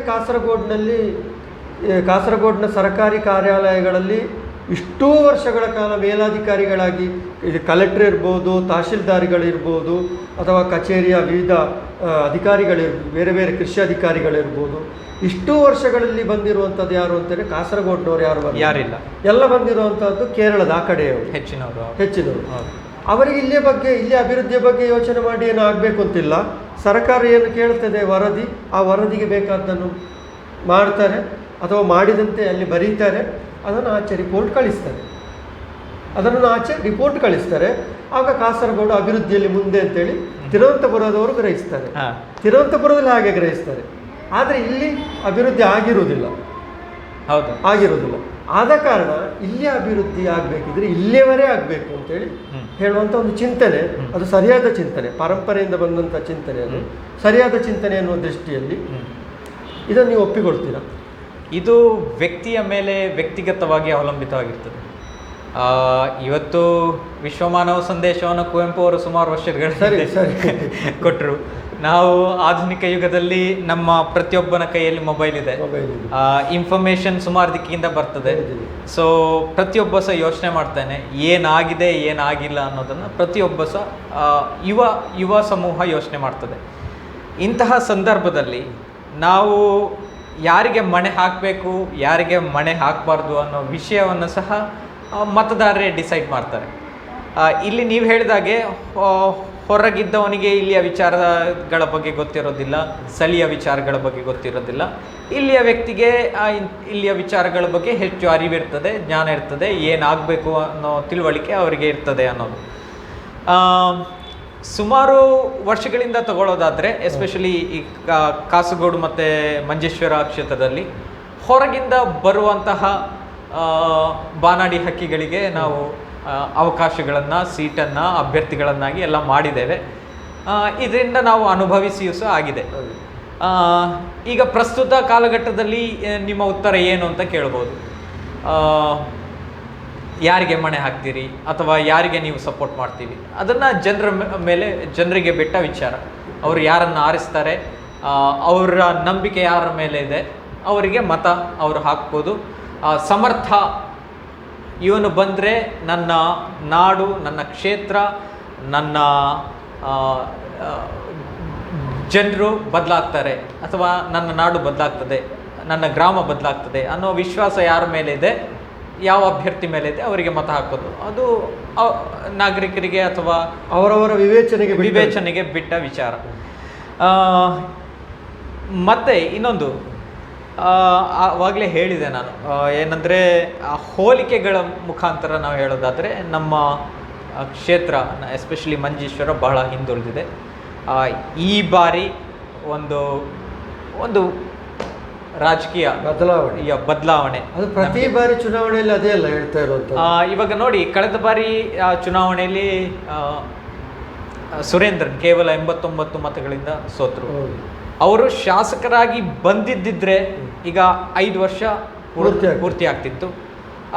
ಯಾವ ಥರ ಡಿಫ್ರೆನ್ಸಸ್, ಬದಲಾವಣೆ ಹೇಗಿರ್ತಿತ್ತು ಅನ್ನೋದನ್ನು ನಾವು ನೋಡ್ಬೋದಾಗಿತ್ತು. ಆದರೆ ಈಗ ನಾವು ದಿವಂಗತ ಅಬ್ದುಲ್ ರಜಾಕ್, ರದ್ದುಚ್ಚ ಅಂತ ಎಲ್ಲರೂ ಕರಿತಾ ಇದ್ರು, ನಮಗೆಲ್ಲ ಗೊತ್ತಿದೆ. ಎಸ್ಪೆಷಲಿ ಮಾಧ್ಯಮ ಮಿತ್ರರಿಗೆ ಅವ್ರ ಬಗ್ಗೆ ಚೆನ್ನಾಗಿ ಗೊತ್ತಿದೆ. ಅವರು ಏನು ಮಾಡಿದ್ದಾರೆ, ಏನು ಅಭಿವೃದ್ಧಿಗಳಾಗಿದೆ ಅಂತ. ಇದು ಆರೋಪ ಮಾಡೋದಲ್ಲ, ಬಟ್ ಅವರ ಸಾಮರ್ಥ್ಯ ಪ್ರಕಾರ ಅವರು ಅಭಿವೃದ್ಧಿಗಾಗಿ ಶ್ರಮಿಸಿದ್ದಾರೆ. ಆದರೆ ಅವರ ಚಿಂತಾಗತಿ ಅಥವಾ ಅವರ ಸಾಮರ್ಥ್ಯ ಒಂದು ಹಂತಕ್ಕೆ ನಿಲ್ತದೆ, ಅದಕ್ಕಿಂತ ದೊಡ್ಡದಾಗಿ ಅವರು ಯೋಚನೆ ಮಾಡಲಿಕ್ಕೆ ಹೋಗೋದಿಲ್ಲ. ಈಗ ಫಾರ್ ಎಕ್ಸಾಂಪಲ್ ಒಂದು ಉದಾಹರಣೆ ತಗೊಳ್ಳೋದಾದರೆ, ರಸ್ತೆಗಳ ಅಭಿವೃದ್ಧಿ, ಮೂಲಸೌಕರ್ಯ ನಮಗೆ ಏನೆಲ್ಲ ಬೇಕು ಅದನ್ನೆಲ್ಲ ಅವರು ತಂದುಕೊಟ್ಟಿದ್ದಾರೆ. ಹೌದು. ಈಗ 10 ವರ್ಷದ ನಂತರ ನನ್ನ ಕ್ಷೇತ್ರಕ್ಕೆ ಏನು ಬೇಕು ಅಂತ ಯೋಚನೆ ಮಾಡಿ ಇವತ್ತು ಅದನ್ನು ಅನುಷ್ಠಾನ ಮಾಡುವ ಕೆಪಾಸಿಟಿ, ಸಾಮರ್ಥ್ಯ ಅವರಿಗೆ ಇರಲಿಲ್ಲ. ಅದು ಅವ್ರದ್ದು ತಪ್ಪು ಸಹ ಅಲ್ಲ. ರಾಜಕೀಯವಾಗಿ ಒಬ್ಬ ವ್ಯಕ್ತಿ ಬೆಳಿಬೇಕು ಅಥವಾ ಅವನಲ್ಲಿ ಇಂತಹ ಚಿಂತನಾ ಲಹರಿ ಬರಬೇಕು ಅಂದರೆ ಅವರ ಸುತ್ತಮುತ್ತ ಇರುವವರು ಸಹ ಆ ಥರ ಯೋಚನೆ ಮಾಡುವವರು ಬೇಕು. ಬಟ್ ಆ ಥರ ಒಂದು ವಿವೇಚನೆ ಅಥವಾ ಆ ಥರ ದೃಷ್ಟಿಕೋನದಲ್ಲಿ ಒಂದು ಅಭಿವೃದ್ಧಿ ಅನ್ನೋದು ಇಲ್ಲಿ ಏನು ಕಾಣ್ತಿಲ್ಲ. ಎಸ್ಪೆಷಲಿ ನಾನು ಆವಾಗಲೇ ಹೇಳಿದೆ, ಉಕ್ಕಿನಡ್ಕ ನೀವು ಸಹ ಹೇಳಿದ್ರಿ, ಉಕ್ಕಿನಡ್ಕ ಮೆಡಿಕಲ್ ಕಾಲೇಜ್ ಅದರ ವಿಚಾರ. ಉಕ್ಕಿನಡ್ಕ ಖಾಲಿ ಒಂದು ಆಸ್ಪತ್ರೆಯ ಅಥವಾ ಸರ್ಕಾರಿ ಆಸ್ಪತ್ರೆ ಬೇಕಾಗಿರೋದ ಅಥವಾ ಇಂತಹ 10 ಆಸ್ಪತ್ರೆಗಳು ನಮಗೆ ಮಂಜೇಶ್ವರಕ್ಕೆ ಬೇಕು? ಇವಾಗ ತಾಲೂಕು ಆಸ್ಪತ್ರೆ ಘೋಷಣೆ ಆಗಿ ಈಗ 2-2.5 ವರ್ಷ ಆಯಿತು. ಆದರೆ ಏನಾಗಿದೆ ತಾಲೂಕು ಆಸ್ಪತ್ರೆ? ಹೆಸರು ಮಾತ್ರ ಬದಲಾಗಿದೆ. ಹೌದು. ಪ್ರಾಥಮಿಕ ಆರೋಗ್ಯ ಕೇಂದ್ರ ಇರೋದು ಅದಕ್ಕಿಂತಲೂ ಹೆಚ್ಚು ತಾಲೂಕಿಗೆ ಸ್ವಂತವಾದಂಥ ತಾಲೂಕು ಏನು ಕಚೇರಿ ಇಲ್ಲ. ಲಕ್ಷಾಂತರ ರೂಪಾಯಿ ತಿಂಗಳ ಬಾಡಿಗೆಯನ್ನು ಕೊಟ್ಟು ಉಪ್ಪಳದಲ್ಲಿ ಜನರ ದುಡ್ಡಲ್ವಾ? ಎಸ್. ಇದರಲ್ಲಿ ಸಣ್ಣ ರಾಜಕೀಯಗಳು ಸಹ ಇವೆ. ಅದನ್ನು ಮಾತಾಡೋಕ್ಕೆ ಸ್ವಲ್ಪ ಸಮಾವಕಾಶ ಬೇರೆ ಬೇಕಾಗ್ಬೋದು. ಅದು ನೀವು ಹೇಳಿದಾಗೆ ತಾಲೂಕು ಆಸ್ಪತ್ರೆ ಹೆಸರಷ್ಟೇ ಬದಲಾಗಿದೆ, ಆದರೆ ಭೌತಿಕವಾಗಿ ಯಾವುದೇ ಬದಲಾವಣೆಗಳು ಅಲ್ಲಿ ಕಾಣುವುದಿಲ್ಲ. ಇತ್ತೀಚೆಗಷ್ಟೇ ಒಂದು ಡಯಾಲಿಸಿಸ್ ಸೆಂಟರ್ನ ಉದ್ಘಾಟನೆ ಮಾಡಿದ್ರು ಈ ಅಭ್ಯರ್ಥಿ ಅಶ್ರಫ್ ಅವರು ಬ್ಲಾಕ್ ಮೆಂಬರ್ ಅಧ್ಯಕ್ಷರಾಗಿರ್ಬೇಕಾದ್ರೆ. ಆದರೆ ಅವರಿಗೆ ಆ ಒಂದು ಉತ್ಸಾಹ ಇದೆ. ಆದರೆ ಇವರು ಒಂದು ಯುವ ಅಭ್ಯರ್ಥಿ, ಆದರೆ ಬೇರೆ ಒಂದು ವಿಸ್ತಾರವಾದಂತಹ ಯೋಚನೆಗಳು, ಆಲೋಚನೆಗಳು ಅವರ ಹತ್ರ ಇದೆಯಾ ಇಲ್ವಾ ಅಂತ ಗೊತ್ತಾಗಬೇಕಾದ್ರೆ ಅವರ ಹತ್ರವೇ ನಾವು ಮಾತಾಡಿಸ್ಬೇಕಾಗ್ತದೆ. ಬೇರೊಂದು ಸಮಸ್ಯೆ ಅಂತ ಹೇಳಿದರೆ, ಈ ಅಭಿವೃದ್ಧಿ ಚಟುವಟಿಕೆಗಳ ಫೈಲಿಂಗ್ ಅಂತ ಹೇಳ್ತೇವಲ್ಲ, ಅದರ ಮೂಲ ದಾಖಲೆಗಳು ಅದನ್ನು ಪಾಸ್ ಮಾಡಿಸುವಂಥದ್ದು ಅಂತ ಹೇಳ್ತೇವಲ್ಲ. ಈ ಅತ್ತ ಮಗುವಿಗೆ ಹಾಲು ಎನ್ನುವಂಥ ಒಂದು ಮಾತಿದೆ. ತಾಯಿಯಾದರೂ ಸುಮ್ಮನೆ ಮಗುವಿಗೆ ಸಮಯ ಆಯ್ತು ಈಗ ಅಂತೇಳಿ ಹಾಲು ಕೊಡುವುದಿಲ್ಲ ಅಂತೆ.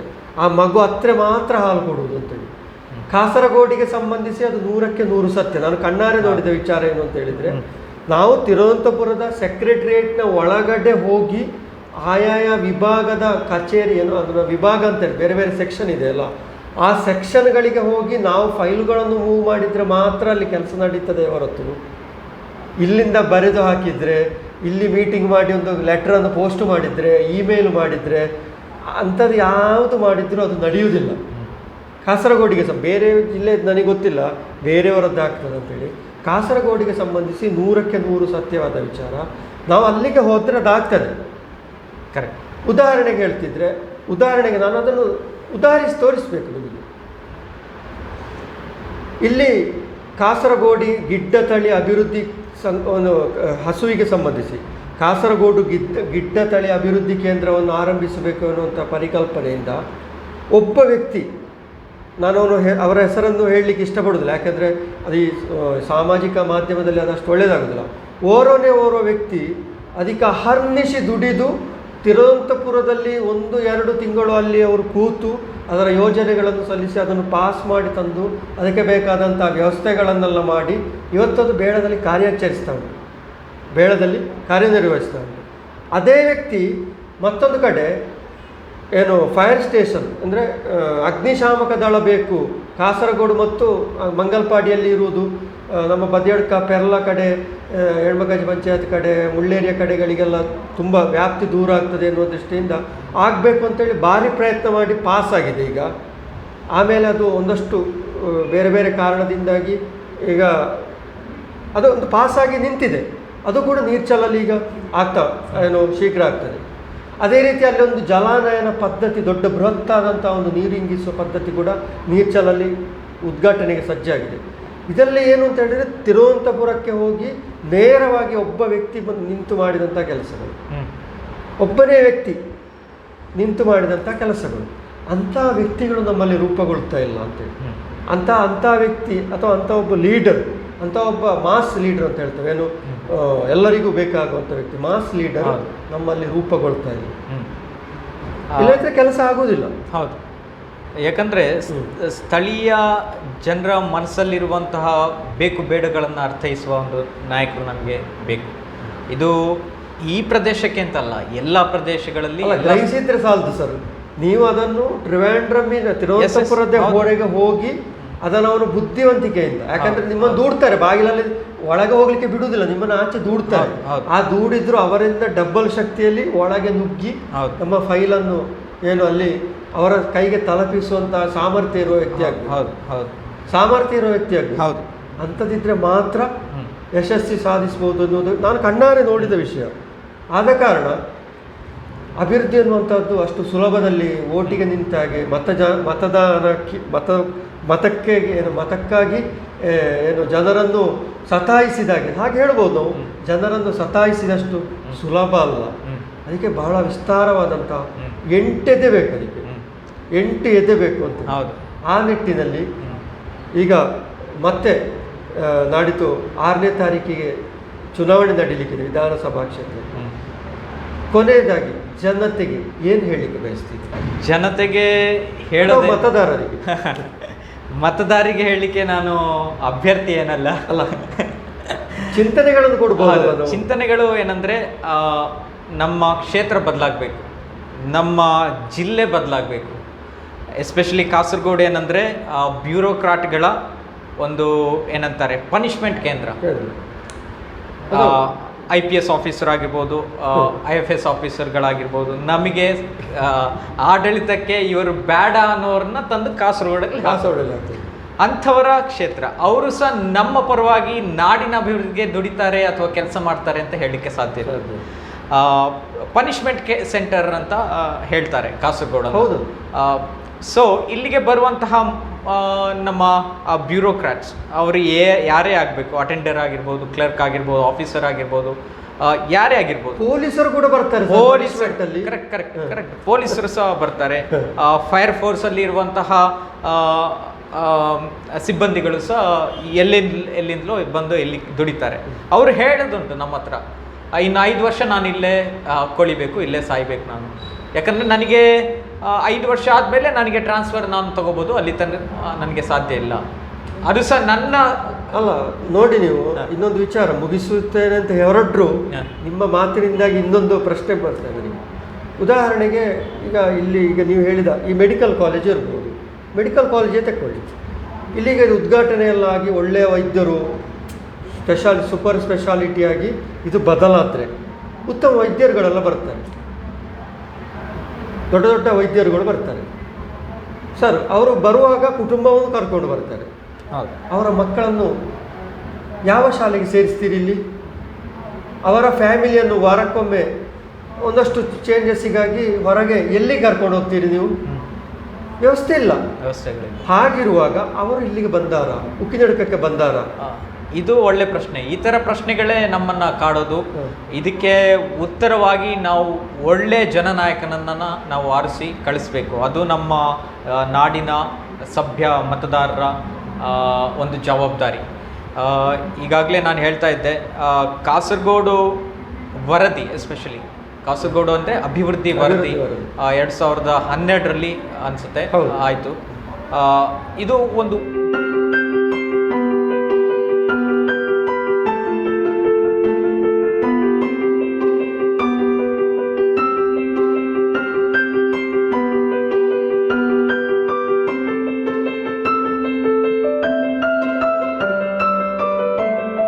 ವರದಿ, ಒಂದು ಜಿಲ್ಲೆ ಹೇಗೆ ಅಭಿವೃದ್ಧಿ ಆಗಬೇಕು ಅನ್ನೋದಕ್ಕೆ ಒಂದು ಮಾದರಿ ವರದಿ.